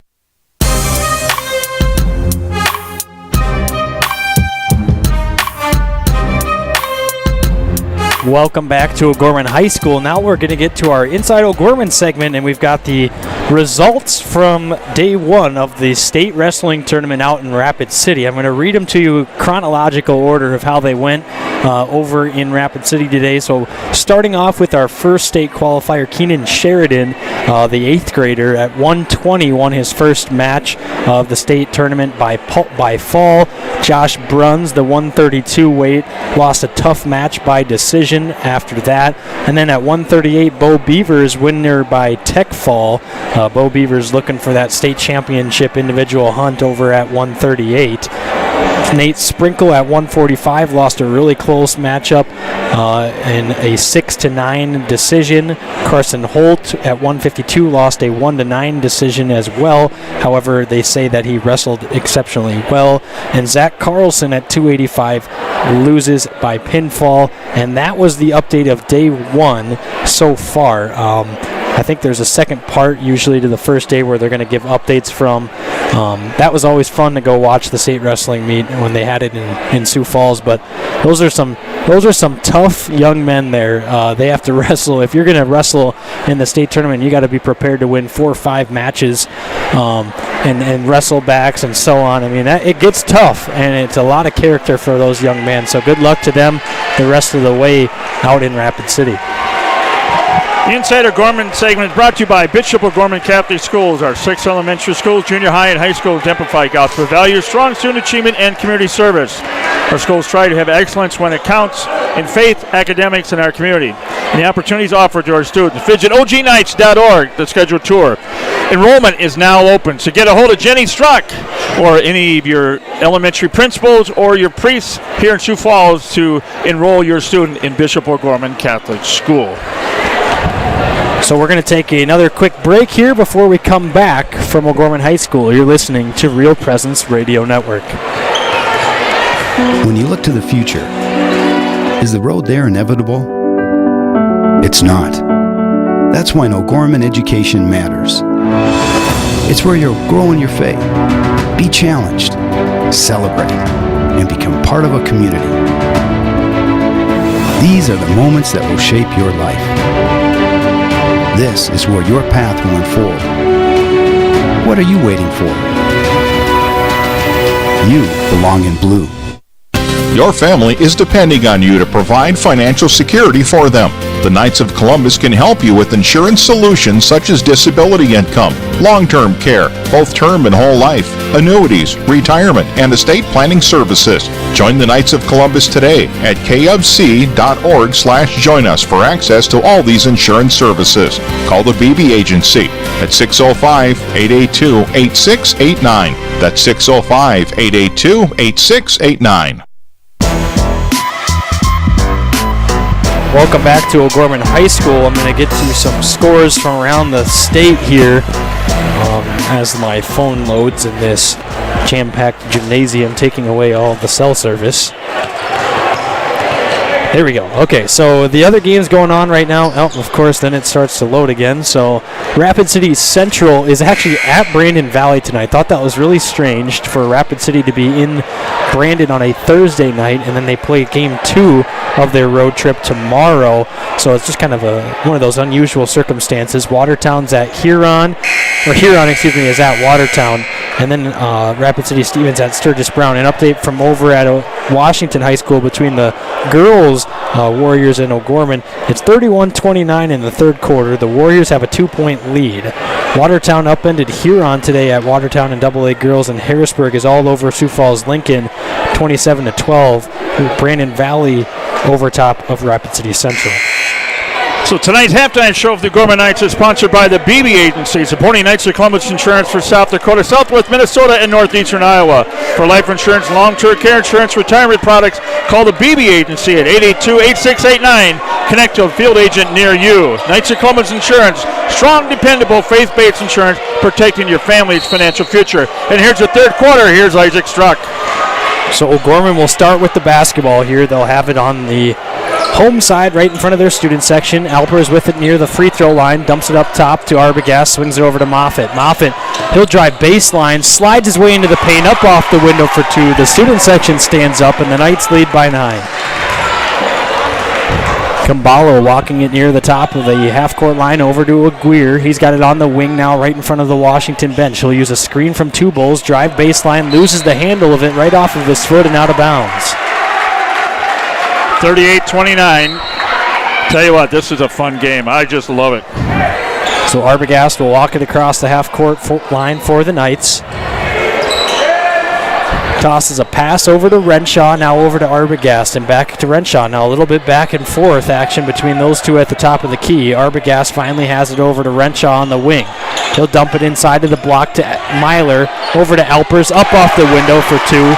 Alpers established a nice spot in the paint, caught a nice over-the-top pass from Myler, and went up off the window. I love the way he hesitated there a second. He tried to draw the foul. Heads up. Kambalo off of a screen from Two Bulls over to Aguirre, now into the hands of Williams. He's got it on the left wing. He'll use a screen from Two Bulls, drive his way into the paint, up off the glass, is around the rim and good. Nice finish there by Eli Williams. Arbogast hands it off to Moffitt over on the wing. Dump pass inside to Myler. He'll drive baseline, then have to kick it out to Renshaw. Swings it over to Moffitt. Top of the key. He'll drive inside. Flip up a tough shot. No good. Rebound by Alpers. Not once, but twice. Now on the floor.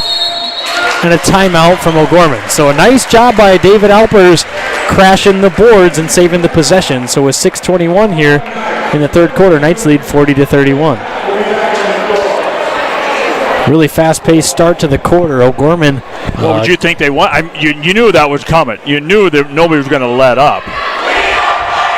Oh, I can't believe I just yawned, but I yawned. Not in a game like this. It's not time yet. No, not my bedtime, but it's getting close to yours. Anyway, and I gave a shout-out to Monsignor Barnett earlier. God bless him, and I know with everything going on, he can't come to the game, but I know what? He would be right here hollering on wearing that one of the biggest fans O'Gorman's ever had is that fine gentleman, Monsignor Barnett, and I love that man dearly. He'd have that green stocking cap on, sitting right that over Santa in the hat, middle. the green. Yep, right over in the middle. The O'Gorman Knights hoodie. Yes. Harping on the players and the refs. That three by Renshaw, no good. Rebound goes to the Warriors. Caballo drives around up top to Utek. Standstill three. That one off the mark, no good. Rebound goes to Myler. Over to Arbogast, and he'll push it up the floor with Alpers. Alpers soars up for the pass and then dumps it off to Moffitt in the air. What a nice play by David Alpers. Sweet. And it's 42-31. Sweet. Can't underestimate the ability of David Alpers to go up and get a ball about 15 feet in the air is what it looked like, as Acott answers with a three from the top of the key. So that's the second time the Knights had the lead by 11 there.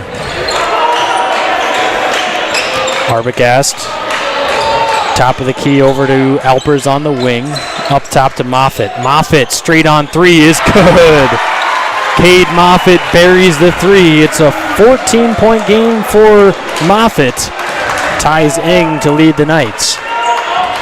Utek over on the wing, looking inside at Acott. Williams at the top of the key, swings it over to Caballo.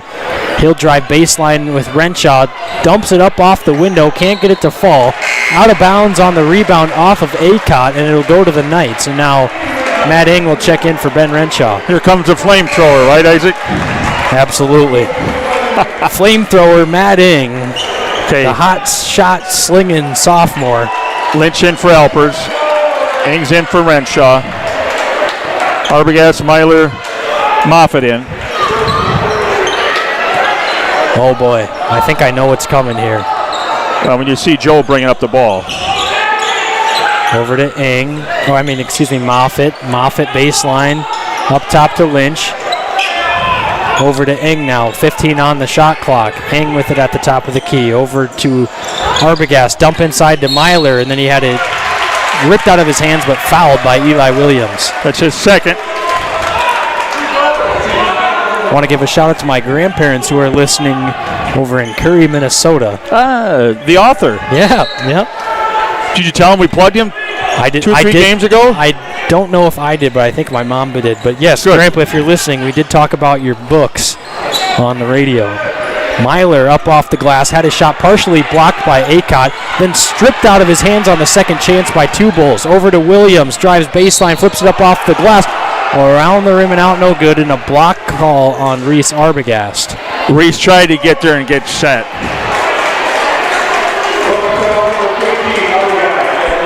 That's Reese's first foul, first team foul for the Knights in the second half. Williams halfway through. At the free throw line. First one is good. Williams, a very good free throw shooter. Talked about that earlier when he was at the line. 80% on the season. Leads the team in free throw attempts. I'm going to give you a trivia. Well, I'm going to give you a trivia question. On the Knights, good. How many 3-point attempts per game in the 17 games? 13. 21. Oh, my goodness. We're averaging 21 3-point attempts in the 17 games. Wow. Moffitt, that's a 3-point attempt off the mark, no good. Rebound goes to Two Bulls. Launches a pass to Williams in transition. He'll drive baseline up off the glass. Nearly swatted away by Lynch, but he somehow got it up over the outstretched arms of Lynch, and it was good for 2. Washington's starting to come back. Moffitt drives into the paint. Tough floater off the back of the rim, no good. Rebound to Acott. Williams with it over to Caballo. He'll drive his way into the paint, dump it off to Williams. Thought about a 3. He'll have it near the elbow. Dump it over inside to Acott. Turns over his shoulder. Shot blocked away by Eddie Myler. And the Knights get the defensive rebound, and they'll push offensively here. Arbogast dribbles over to the right wing. He'll use a screen from Myler. Kicks it over to Moffitt. Dumps it inside to Myler. Bullies his way underneath the paint. Can't get it to go. Rebound off the hands of Lynch into the hands of Utek. Oh, should have had that. Taj Two Bulls drives baseline up off the window, around the rim and out, no good. Rebound bounces around a few times, now finally into the hands of Lynch. And the Knights will push with Arbogast down the right side of the wing. Uses a screen from Lynch at the top of the key. Over to Moffitt. Moffitt to Eng. Quick fire 3 from Eng. That one's too short, no good. The rebound goes to the Warriors. Eli Williams is going to be fouled by Moffitt. driving into the paint, so that'll be Moffitt's second foul. Shea, Elpers, and Renshaw in for Myler, Moffitt, Arbogast.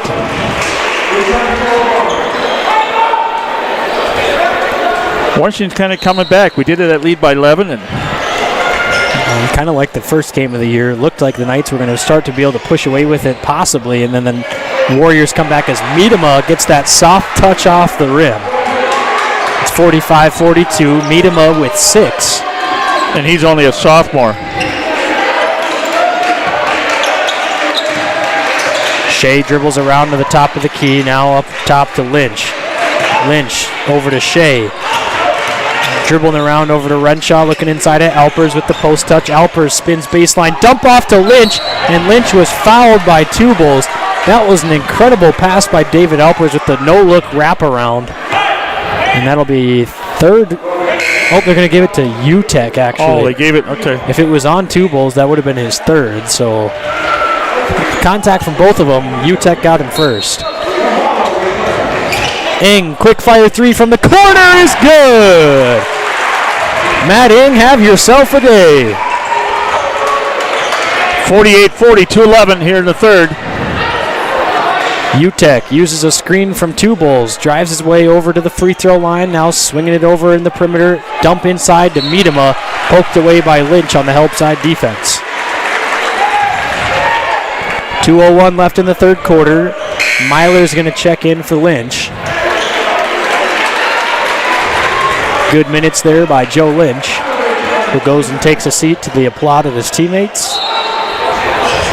Camballo over to Miedema, up top to Aguirre. He'll go off the dribble now, fire a pass over to Camballo, who then uses a screen from Tubles. He'll drive baseline, steps back and has to dump it off the Tubles with 8 seconds on the shot clock. Over to Aguirre, 5 seconds left, guarded by Shea. Corner 3 from Camballo, steps into it for a 2, and it's good. Really nice job by Camballo, visualizing that there was a jumping Renshaw flying at him. Look at Miedema on the elbows on Eddie, though. They're not calling that. Ing steps into a 3. It's good! Matt Ing! 20 points, 51-42. Knights lead. Tubles spinning into the paint up off the window for 2. Ing with it here in transition, guarded by UTEC. And he'll slow things down. Passes it over to Renshaw. Renshaw drives over into the right side of the floor now, over to Ing on the left side. Pass over to Renshaw was poked away off the hands of Aguirre and out of bounds. So 18 on the clock here. Ing with 20 points, 6 threes, leading the way right now. He's the hot hand. I would imagine the Knights are going to try to get him another free look here. Okay, Moffitt's in, Shea's out. Alpers to Ing. Under a minute in the third. Guarded closely by Aguirre, dumps it off to Renshaw. And now Renshaw with 10 seconds left, hands it off to Ing. Ing over to Moffitt. Had it poked away. Eddie with it, has to fire up a tough contested elbow jumper. It's good from the free throw line. 53-44, Knights lead by 9. 30 seconds left in the quarter. Aguirre, a 3, it's good. Big time answer from Aguirre. And the Knights will get the last shot of the half.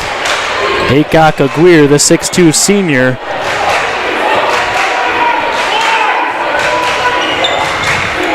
Ing at the top of the key, near the half-court line. He'll use a screen from Alpers. Pull-up, fadeaway 3 off the front of the iron, tipped out of bounds by Camballo, and it will stay with the Knights. 3.6 on the clock. Knights are going to run an out-of-bounds play here and try to get the last shot over in the corner.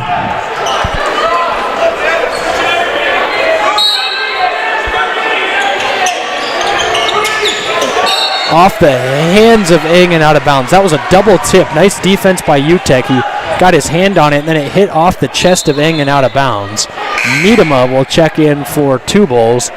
Now you got to pay attention for a lob from Eli Williams to Miedema on the block. That's how the Warriors upended, at the time, the number 1 ranked Roosevelt Rough Riders in Game 2 of the regular season on a full-court pass to Miedema. Camballo, half-court heave. It's on target. It's too short. And that'll do it for the third quarter from O'Gorman High School. Your O'Gorman Knights lead 53-47 over the number 1 ranked Washington Warriors. Stay tuned for the fantastic finish in this one on Real Presence Radio Network. Looking for Catholic gifts and books for the upcoming sacraments? Crossroads in Sioux Falls has both Catholic gifts and books that can be used for confirmation, First Communion, and the Easter season. From rosaries and medals to Bibles and devotionals, Crossroads is here to help their customers with gift-giving needs. Crossroads is located at 41st and Grange next to Camille's. Crossroads, books, gifts, music. Canfield Business Interiors in Sioux Falls, South Dakota provides healthier, safer, smarter design solutions for your workplace. They make space better by creating inspirational experiences to improve your organizational performance. For more information, you can find us online at canfieldco.com. Canfield, making space better. Canfield Business Interiors supports the Sioux Falls Catholic school system and wishes all O'Gorman students and student athletes good luck this year. Welcome back to the start of the fourth quarter. Knights 53, Washington Warriors 47. And the Lady Knights are trailing by 4. Oh, double dribble by the Warriors. Lady Knights are trailing by 4, Isaac. 36-40, Washington on top with 4:18 to go in regulation over at Warrior Gym. Oh boy. Oh boy. Barn burners in both places. Did you expect anything different? No, not at all. Arbogast will use a screen from Alpers. Alpers up off the window, rolls around, and it's no good. The foul, however, is going to go to Kambalo. So that'll put Alpers at the line for 2. Want to give a quick shout out to one of my buddies, Zach Nagel, listening in and tuning in on the live stream. Zach was a teammate of mine on that 2018 team. Fantastic young gentleman, playing baseball in college. Alpers knocks down the free throw. I actually coach with his older brother, Connor, who was also a member of one of the Knights teams in years past. He's the CD coach for the 8th grade boys. 54-47. If that score seems familiar, that's because at the end of 3 quarters last week against the Warriors, it was Knights 54-47. Right now, 54-47 with 7:35 left in the fourth. Identical-ish games. Williams, top of the key, 3, rattles in and out, no good. Rebound bounces around into the hands of Myler. He'll clear it with Arbogast, and the Knights will get a possession here on the offensive end.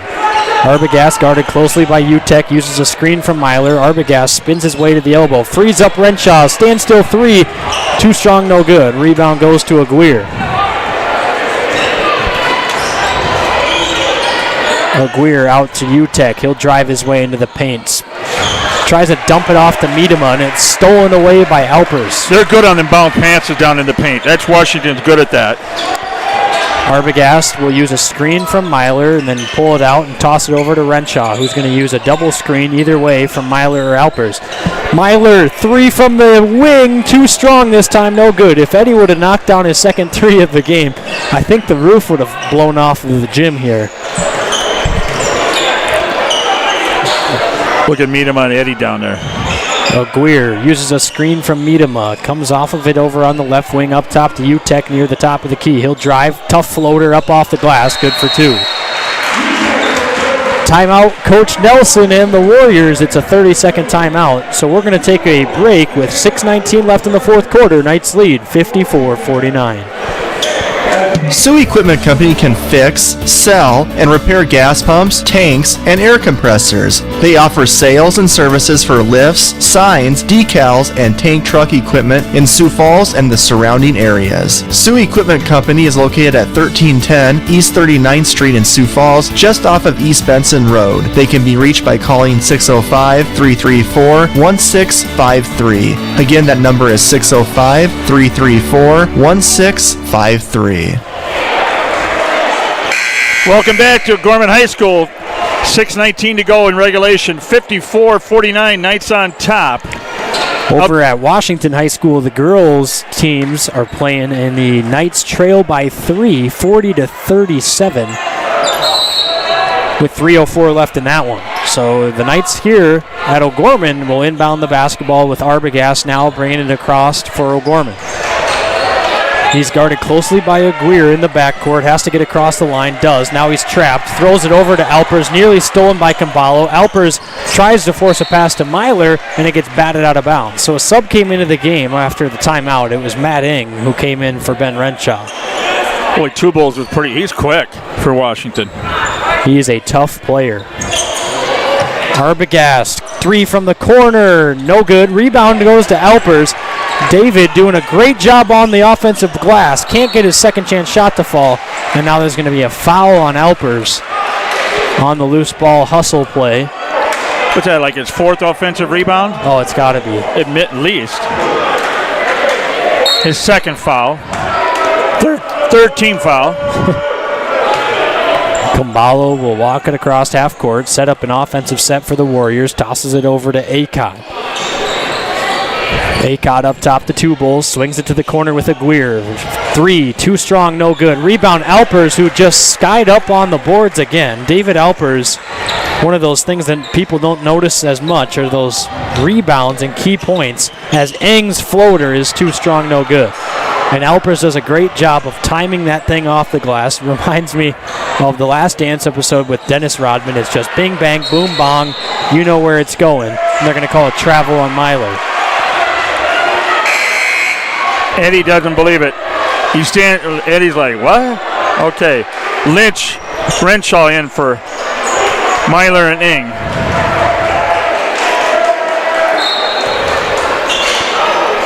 Camballo inbounds it to Williams. The Knights are scoreless in the 4th quarter, similar to last week at Washington, where the Knights went about 6 minutes without scoring from the end of the 3rd into the 4th. Aguirre drives his way into the paint, now inside to Two Bulls. Spin move, creates some space, up off the glass for 2. Textbook post work by Taj Two Bulls, and it's down to 3. Warrior crowd's getting into this. Lynch over to Moffitt. Knights need a bucket here. Renshaw in the corner, off the dribble now, near the wing. Up top to Lynch. Over to Moffitt, looking inside at Alpers. Up top to Lynch with 13 on the shot clock. He'll hand it off to Arbogast. Arbogast will use his Lynch screen, wrap around pass to Lynch, up off the window. Good finish for 2 by Joe Lynch. Joe Lynch's first basket tonight. First points of the evening for Lynch come at a crucial point in the ball game with 4:20 left in the 4th. Drive by Acott as he was fouled before the shot by David Alpers. 3rd foul on Alpers. He'll come out. Myler's back in. 4:18, Knights up by 5. Joe Lynch now fouls.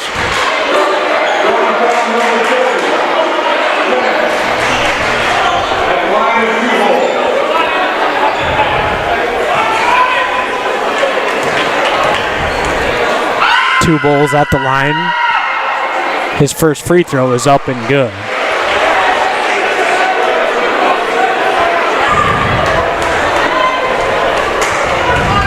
Second free throw on the way for Two Bulls is up and good. So Two Bulls, 2 for 2 from the line. 56-53, Knights lead. Arbogast, he'll use a screen from Myler, flips it over to Myler. Myler out to Renshaw. Knights working it around the perimeter. Moffitt, corner 3 is good! We needed that. 59-53, Knights lead the Warriors by 6 thanks to a Moffitt corner 3. Camballo steps into a 3, short no good. Rebound goes off the hands of Lynch and out of bounds. This one's going to come down to the final moments. Okay, girls over in Washington. Washington 43, Lady Knights 40. 2 minutes to go. Timeout.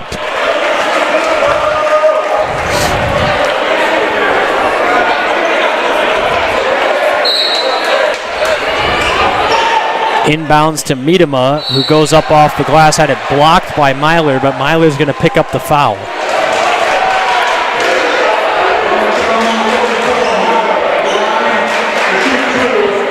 So heading to the line for 2 is Cale Miedema. His first free throw on the way is good. Wow, nice shot there by Miedema, who is actually an 87% free throw shooter. 6'8" sophomore, that's pretty darn good. Second one up and good. Basically shooting it downwards at the hoop. Those long arms. Now Miedema comes out.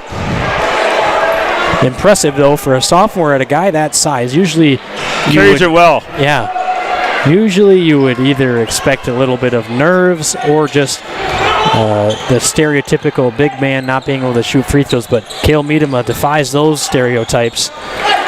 Myler on the block. Had it blocked from behind by Acott, but they're going to call foul on Acott on the swat attempt. Be his second, 14th foul for the Warriors here, second half. Shetton for Washington. She's got 18 points so far for the Warriors over there. Free throw good by Myler. And he's got 9 points on the evening. A timeout from Coach Nelson and the Warriors. It's a full timeout. So with 3:30 left in the fourth quarter, the Knights lead the Warriors 60-55 from O'Gorman High School. You're listening to Real Presence Radio Network. Real Presence Radio is experiencing rapid growth and has an additional opening in the Sioux Falls area for a full-time listener relations coordinator. This person will assist with spreading the word about RPR, including help with the live drives, fall banquet, major gifts, and local live shows. A qualified candidate should demonstrate excellent self-management and time management skills. If you sense a call to serve God in this capacity, please send a cover letter, your resume, and references to Brittany at realpresenceradio.com or call 877-795-0122. Welcome back to O'Gorman. Got an update over at Washington. Washington 47, Knights 43, minute 12 to go in regulation over there. We're sitting here with the Knights with a 5-point lead with 3:30 to go in regulation here at O'Gorman High School. You know, wow. Moffitt's got 17. Yeah. It's like phenomenal. Yep, this one is going to be coming down to that last possession. So it'll be Myler at the line. He'll have a second free throw pending. He made the first. He's a 62% free throw shooter on the season. A chance to get into double figures on the evening. Myler at the line. 2 Bulls tying the shoes. Double knot, young man. You were taught that too, huh? Through the loop, around the tree. Second free throw good. Caballo up top to Acott, over to Williams now. Williams up top to 2 Bulls. He's got it at the top of the key, swings it over to Caballo, guarded by Renshaw, up top to Acott and over to Williams. Warriors working it around, now slow it down with Williams. 2 Bulls, dumps it inside on the low block to Acott, spins his way into the paint, kicks it out to 2 Bulls, who then drives baseline, dumps it off to Acott. Deep 2 is no good. Rebound into the hands of Renshaw. Crucial defensive stop there for the Knights. Okay, final 3 minutes. Washington's got 2 timeouts, O'Gorman's got 4. That's going to be a factor here. Arbogast will use a screen from Myler. Gets it into the hands of Myler, kicks it out to Renshaw, who's got it alone at the top of the key. Over to Moffitt now on the wing. Moffitt with it, dribbling around. 10 seconds on the shot clock here. Moffitt off the dribble. Guarded heavily by Williams. Has to give it up to Renshaw. His shot blocked by Utek. And they're going to say Utek was out of bounds. I love it. The ref talks back to the crowd. I love it. He's smiling over at the O'Gorman student section. Okay, 2 seconds on the shot clock. Blocked, and then they said that Utek was out of bounds when he picked it up and threw it back in. Right before... Corner 3 by Moffitt! Oh, yeah, baby. 64-55, 2:15 to go. Utek, baseline drive, flips it up, can't get it to fall. Rebound by Alpers. Arbogast with it. Get some help. Oh, he'll call a timeout. So a smart timeout by Arbogast. With 2:07 left, the quarter 3 by Moffitt puts the Knights up. 47-47 over at Washington. Washington with the basketball. A 3 from the top of the key by Moinantanda is no good, but they're going to call a timeout before the shot. Oh, girls tied up, folks. 32 seconds. We got it all tied up over at Washington Warrior Gym. I'll do my best to pull a Kevin Harlan last year, or 2 years ago when the Kansas City Chiefs were playing at home. He was announcing the Chiefs game, but then he was announcing the Dolphins-Patriots game on the video because that had the playoff implications and so what. So we'll try to update as best we can.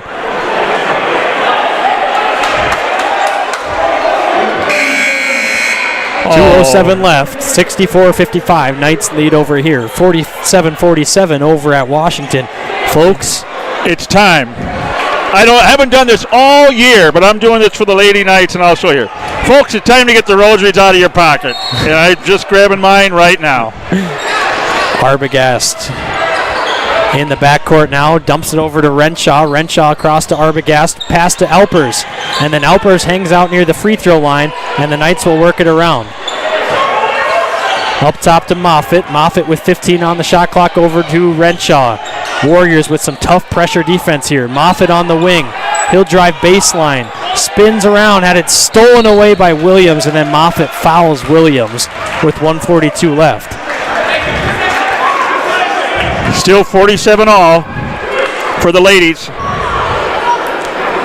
Oh, looks like the pass is stolen away, so Gorman's going to get a chance here offensively and a timeout from Kent Colescrude.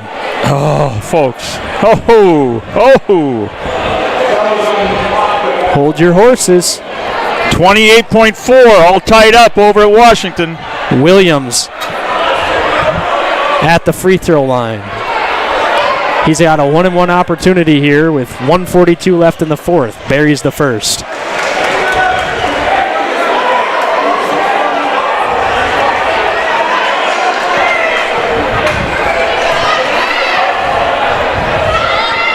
Second free throw on the way is good. So Williams 2 of 2 at the line. Tough when the Warriors are scoring points with the shot or at the clock stopped.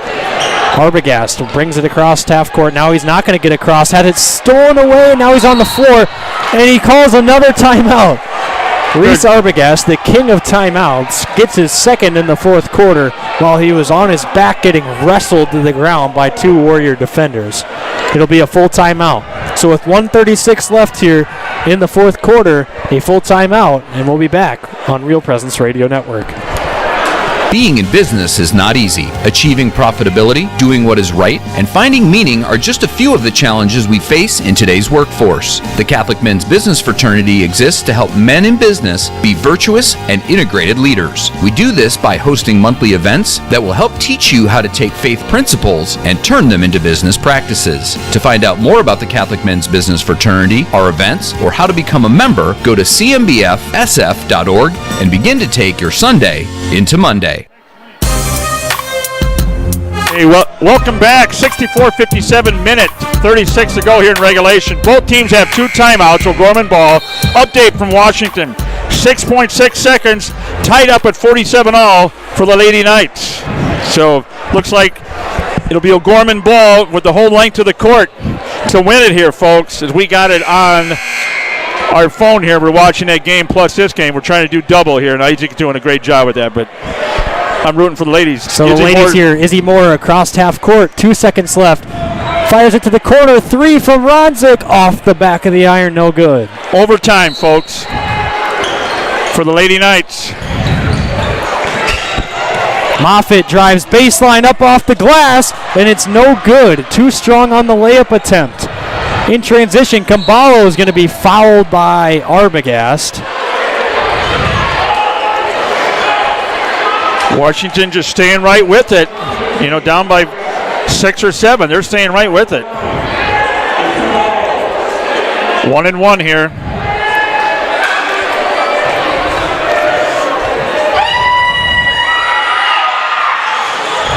First free throw, no good by Camballo. So the Knights get a chance here to increase the lead. 1:20 left. Moffitt over to Arbogast. Arbogast on the wing. He'll drive around to the top of the key, walk it up to the half-court line. They got fouls to give. In some trouble. Over to Moffitt. Moffitt dribbling around. He's got to get rid of it. Gets it over to Renshaw. Renshaw over to Moffitt. 12 seconds on the shot clock. Warriors have got to get a stop here defensively. Myler whips a pass to Renshaw that was too hot to handle. Under a minute, 57.3. Knights up by 7.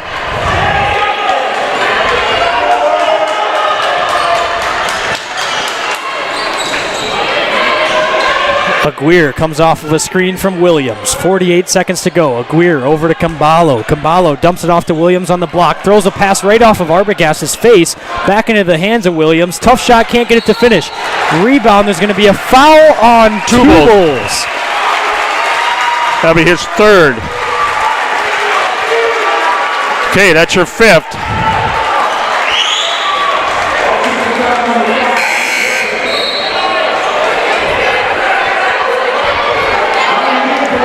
Osborne's in now for the Warriors. Look at this pressure here now. Osborne's going to come in probably to foul here. Renshaw's going to be fouled by UTEC. UTEC, that's his 2nd.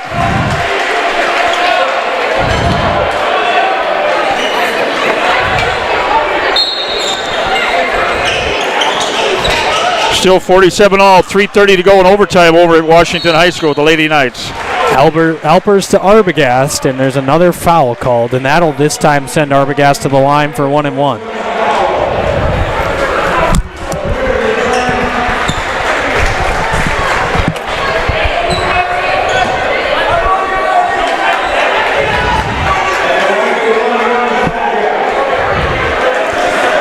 Reese looks tired. Arbogast at the line. 1-1 opportunity. Free throw is good. Arbogast with the ice in his veins. 3 points tonight, all from the line. Second free throw, around and out, no good. So rebound goes to UTEC. UTEC to Two Bulls tries to force a pass inside to Williams, and it's out of bounds off the Knights. 28 seconds.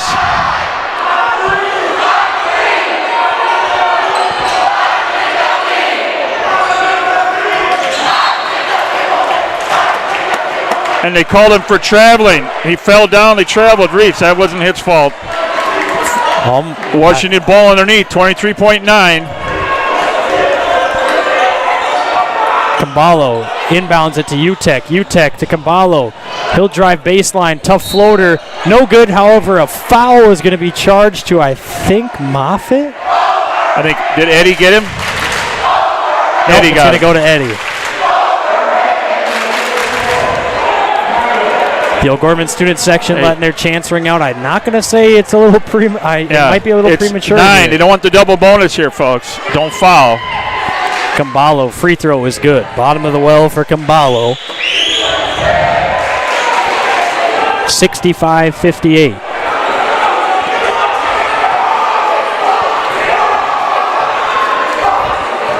Second free throw on the way is up and good for Camballo.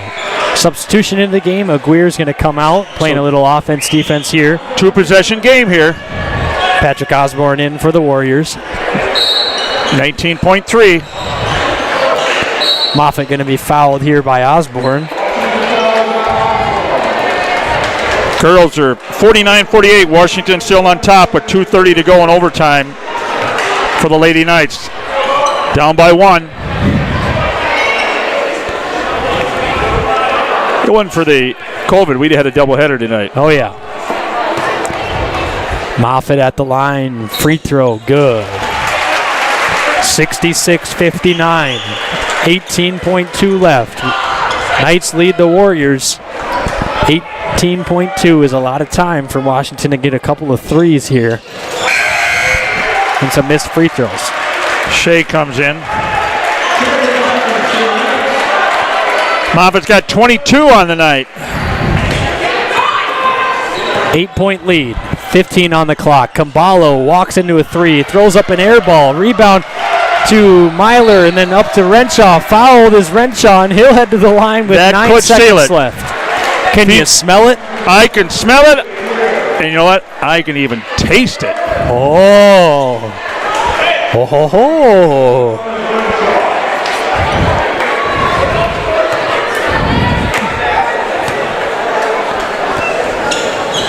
Renshaw free throw rattles in.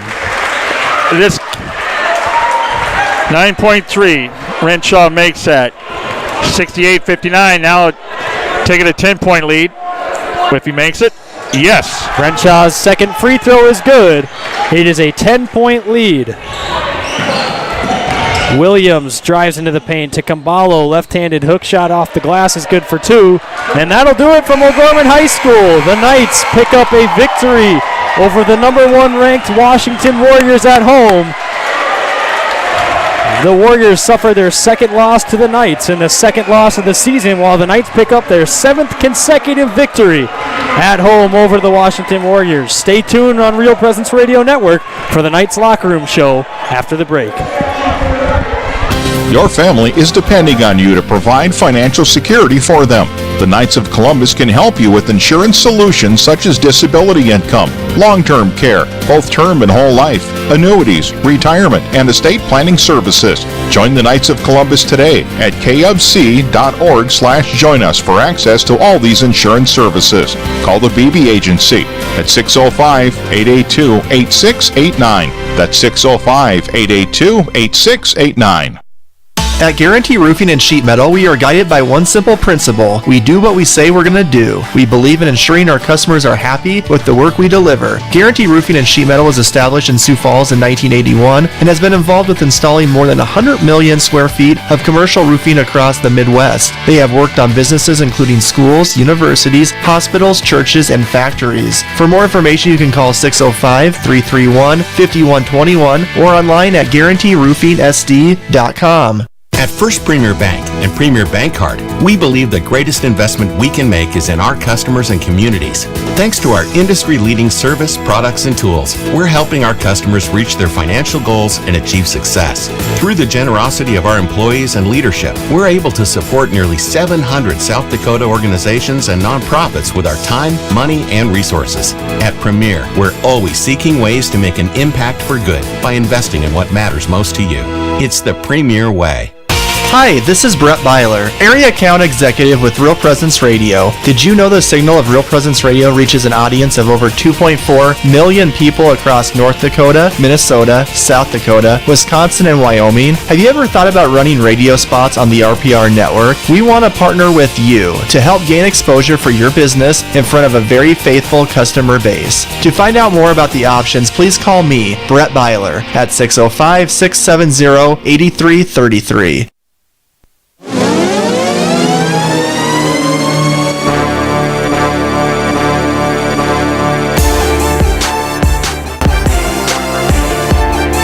From the Real Presence Radio Network, welcome to the O'Gorman Knights Locker Room Show.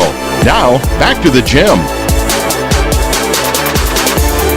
Wow! Welcome back to O'Gorman High School, where the Knights just picked up a huge 69-61 victory over the Washington Warriors. So the Knights pick up their 7th consecutive victory, their 2nd straight of this last 3-game homestand over the Warriors by 8, giving the Washington Warriors their 2nd loss of the season, both of them coming at the hands of the O'Gorman Knights. And 50 power points. Dang right about that. So that's back-to-back in 1 week. That's 100 power points. So that's going to take us up. Yeah, absolutely. This is going to be good. A huge win today for the Knights, and it's going to be crucial to see what this does do with the power points. I'm not quite sure how it'll all shake out, but with the way it is right now, in AA boys, Washington is the 1 seed at 44.5 seed points, Yankton the 2 at 43.6, Roosevelt the 3 at 43.05, so 43.1. Harrisburg is the 4 at 42.7, and we're the 5 at 42.3. So it'll depend on if we can overtake Harrisburg, or if Roosevelt was somehow to lose another their final game of the season. We could slide up, but it also could slide Washington down to the 2. I'm not quite sure how it'll all shake out with that, but it is certainly going to be interesting to see how things go, especially with how hot the Knights have been lately in their 7-game winning streak. I would take them up against just about any team in this state right now. and we have one game left. That's Saturday afternoon. Usually the Washington game is kind of the last game of the year. That's kind of been the last few years, but they threw Pierre in, so we got Pierre here Saturday afternoon. Hopefully they can keep this intensity up for that win against the Pierre Governors. But what a game, folks. 69-61. It was – did Washington ever get the lead? I don't believe they did. I don't think they led. We took out 6-0 start the gate. Yeah. In turn one, and they came back a little bit, and I don't think they had the lead the whole game. But 24-16, the end of first, 36-29 and a half.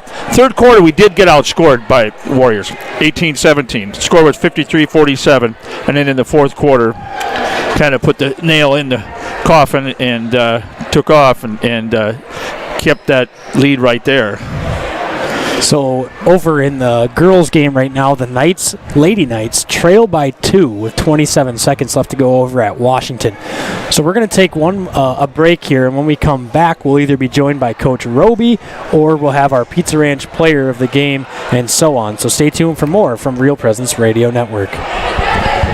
Sioux Equipment Company can fix, sell, and repair gas pumps, tanks, and air compressors. They offer sales and services for lifts, signs, decals, and tank truck equipment in Sioux Falls and the surrounding areas. Sioux Equipment Company is located at 1310 East 39th Street in Sioux Falls, just off of East Benson Road. They can be reached by calling 605-334-1653. Again, that number is 605-334-1653.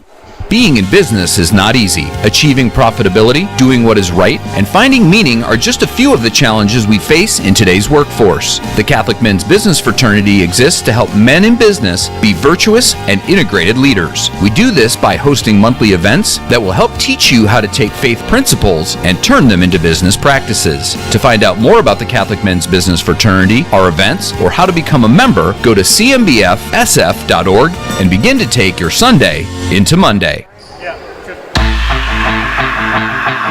Welcome back to O'Gorman High School, where we're now joined by head coach Derek Roby of the O'Gorman Knights.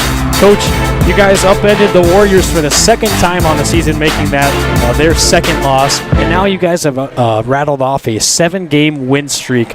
Talk about kind of just how you guys got the crowd involved tonight. Your bench was involved, a spark off the bench with Ing in the first half. I mean, things were kind of rolling right out of the gates. You know, I'm going to tell you guys this right now. Whatever we're doing as a group, okay, don't change a thing. Okay, wear the same clothes, wear the same underwear, okay, wear the same hat, do whatever it takes, okay, because this has just been this has just been an unbelievable run, and I'm really happy for the guys. You're exactly right, Isaac. You know, I just told the guys, you know, everybody that played on the bench or played on the floor, tremendous sparks. Okay, they all contributed, and then we get the enthusiasm on the bench. And I don't know if you guys can hear the bench, but you know, scouting report wise, they're yelling everything that we've been preparing for. So they're involved, they're engaged. So just really proud. I thought it was a total program effort because the guys on the bench were involved, the guys on the floor, all of them made a huge impact. And for us to be able to beat a really solid Washington group, not just once but twice, is just you know, it's unbelievable, but it's a tribute to those guys in that locker room because they wanted to prove something tonight that, you know, wasn't a fluke last time. Let's talk about our guard shooting tonight. Moffitt, 22. Ing, 20. 6 threes there. 5 in the first half. He had the sixth one in the third quarter. Them boys could shoot it up tonight. Well, now you're jinxing us. No, I'm not saying that. No, I know exactly what you're saying, Dan. And you're exactly right. Right now, we're going on a win streak with the guards, our perimeter play. They're shooting the ball pretty well. Knock on wood. That has to continue. But, you know, right now, I'm just really proud of our guys. They're defending. Okay? They're defending well. You know, we're just excited that, you know, they're believing in themselves, playing team basketball, and we just feel really good about what's happening. Yep, and now one last game in the regular season coming up this Saturday against a Pierre team who, record-wise, you wouldn't necessarily be afraid of, but they're a much better team, I think, than their record. They can kind of show up any night of the week and cause some teams some serious problems. So talk about how it's going to be important not to overlook them heading into that final game. Absolutely. And here's what you're going to get with Pierre. Very well coached.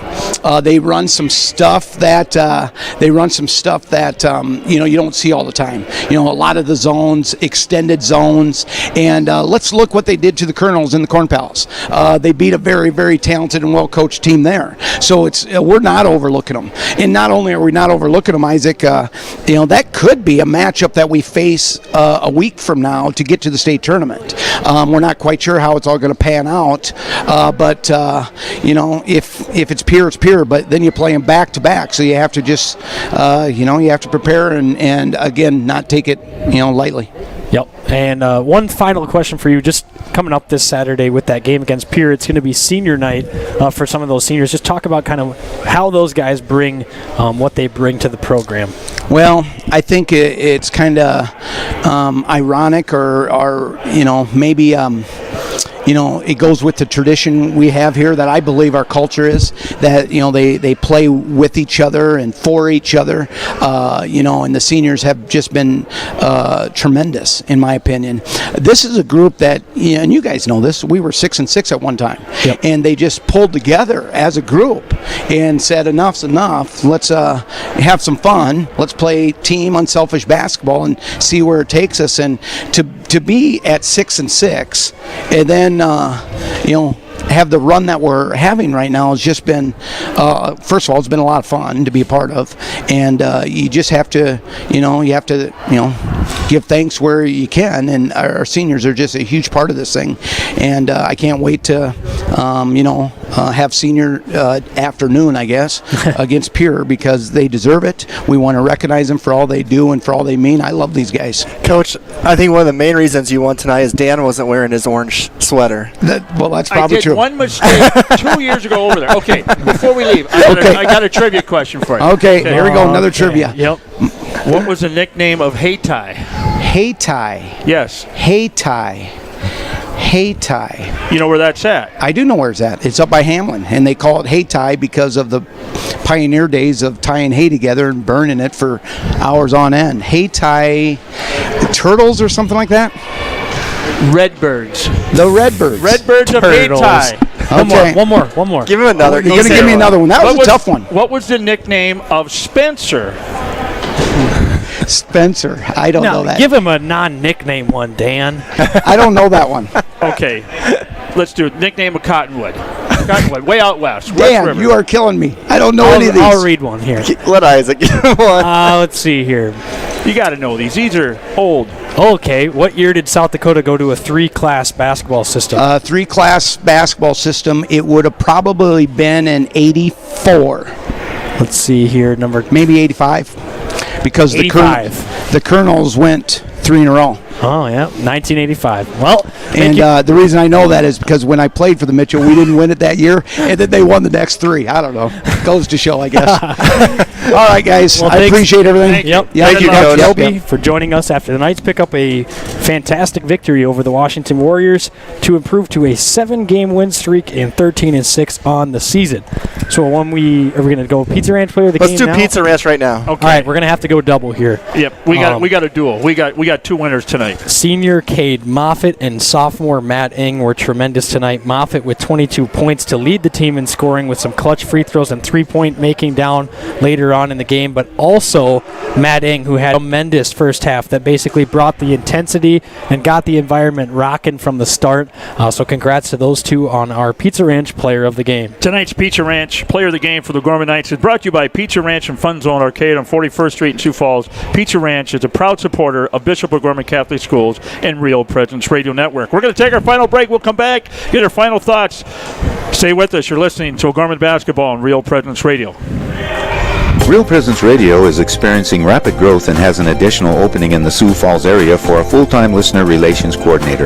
This person will assist with spreading the word about RPR, including help with the live drives, fall banquet, major gifts, and local live shows. A qualified candidate should demonstrate excellent self-management and time management skills. If you sense a call to serve God in this capacity, please send a cover letter, your resume, and references to Brittany at realpresenceradio.com or call 877-795-0122. Win for the night. Real Presence Radio will be broadcasting an estimated 42 Sioux Falls O'Gorman girls and boys basketball games from the middle of December 2020 to the middle of March 2021. Tune in to the RPR network on 94.5 FM Sioux Falls, 91.3 FM Hartford, online at yourcatholicradiostation.com, and on YouTube at Real Presence Radio Sioux Falls. If your business would like to sponsor our O'Gorman basketball broadcast, contact me, Brett Byler, at 605-670-8333. When you look to the future, is the road there inevitable? It's not. That's why O'Gorman education matters. It's where you'll grow in your faith, be challenged, celebrate, and become part of a community. These are the moments that will shape your life. This is where your path will unfold. What are you waiting for?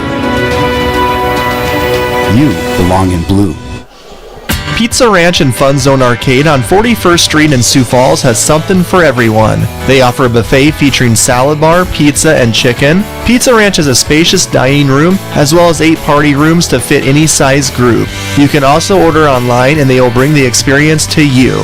Pizza Ranch, located across from O'Gorman High School on 41st Street, can be contacted by calling 271-8646. Pizza Ranch is a strong supporter of O'Gorman Knights athletics and activities. Hey, welcome back to the Knights Locker Room Show. Let's do a scoreboard update here. We're going to go with the girls first. Watertown over here in 46-45. Harrisburg, Lincoln over in Lincoln. Harrisburg won 53-25. Over in Brandon won 56-45. Over at Sioux Falls, Washington, we kept you updated throughout the game. In overtime, the Lady Knights fall 57-53 over at Washington. And then in boys, Stephen Sturgis Brown, that's just getting started. Watertown over Huron in the first half, 36-15, and a final in Brandon Valley 54, Rapid City Central 38. So that's the scores across the state tonight. So we'll be back here on Saturday afternoon. Go on the air about 2:30, 2:40, depending on Keeter time, against the Governors of Pierre. I would just say around 2:20 or so. Tune into the stream, and you'll find out, because you never know. They usually on Saturday afternoon start earlier than possible. This one might start more on time, just with I don't know how long the senior stuff will be with Coach Roby, so that might be something that might make it closer to 3 o'clock. But that's a good question. Yeah, with Roby with Pierre is very well coached. Terry Becker is a terrific coach there, and you can't just feel like it's going to be a cakewalk into the Sodak 16 and kind of bring your energy level down, because you're not playing a Mitchell or a Washington or even a Lincoln, a city opponent. So that's something that is you have a great win streak now, but you don't want to lose this game and lose that momentum going to the Sodak 16. Yeah, absolutely. But I think with senior night too, I think that helps maybe even refocus the boys a little bit, knowing, especially the seniors, knowing that's your last home regular season game. 7 seniors, God bless them. So final thoughts, Brett. Great game. I mean, it's as good a team as Washington is when you can lead from start to finish and just never relinquish that lead. Washington got it, a few times got it close within 3 or so, but then O'Gorman made some big plays at Moffitt 3 in the corner at the end of the shot clock. I remember that one. That was a huge play there, and just what Ang was able to do at the end of the first quarter into the second quarter, just hit those 4 threes in a row. It's almost like Washington didn't even, I'm sure they have a scouting report on it, but it's almost like you just hit boom, boom, boom, boom, boom on them and stuff. So love the fight in the boys too. They play really hard. Alpers is just everywhere on the glass and fighting for loose balls, and Lynch and Eddie. So this is a lot. And I think the main thing is they're playing a lot more as a team now than they were at the start of the year when they were 6-6. Is a lot more individualized basketball. So it's nice to see them kind of mesh as a unit right now. And they're having fun. I'm looking forward to Saturday, hopefully closing the game off, and they'll be interesting to do your math equations leading up to the game to see where do you think we're going to be sitting. But for sure we'll be a home team, which 2 weeks ago we didn't know if we were even going to be able to host a game. So this is quite the turnaround for the O'Gorman boys. Well, we'll be home Friday night, the 5th for the girls for sure. Yep. And then we'll be home Saturday. It could be, if it's a Rapid City team, it could be an afternoon game. Depends on what the state decides. So, well, we have one more game left, and we talked about that Saturday. Final thoughts? Yeah, just kind of to piggyback off of what everyone said, it was just a tremendous game, a well strategized game. Like Roby said, that I kind of wanted to mention too is that you're as good as your benches and your practice players, and that's something that kind of goes unnoticed by a lot of the casual fans, if you will. But every team is as good as their 15, 16 players that suit up at practice every day and bring the energy. And those bench players are the ones that are challenging those starters every single day, night in and night out in practice. The practice players deserve just as much credit as the starters do because they put in just as much time and effort and don't necessarily get rewarded with the playing time. And I can tell you, it's not tough, but it's definitely a little bit of a sour taste in the mouth sometimes to, every single day show up after school for practice knowing that you might not really get on the court when it comes to game time, but that sacrifice that those guys are making to help the team, that's something that needs to be more appreciated just by everyone in general, because that's how this team is going right now. It's just the enthusiasm on the bench at practices. I mean, it's all clicking right now for the Knights. Hopefully they can propel this into the state tournament. I said, folks, it's time to get the rosary. I carry my rosary with me all the time. There it is. I got a ring rosary and my regular rosary and in my pouch. So it was time tonight with the O'Gorman Knights versus the number 1 Washington Warriors. So for Brett Byler, Isaac Struck, I'm Dan Johnson. Thank you so much for joining us tonight and this big, huge win for the men over Washington Warriors. Lady Knights lose by 4 over at Washington. So we'll see you Saturday afternoon here from O'Gorman High School. God bless. Go Knights.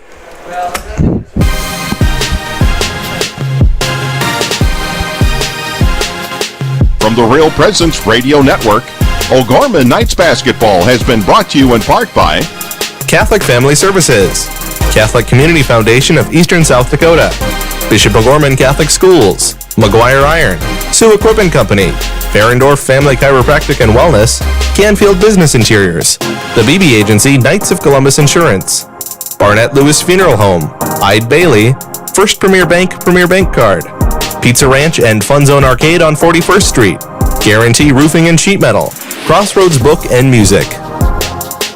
The preceding O'Gorman Knights activity has been a special presentation of the Real Presence Radio Network.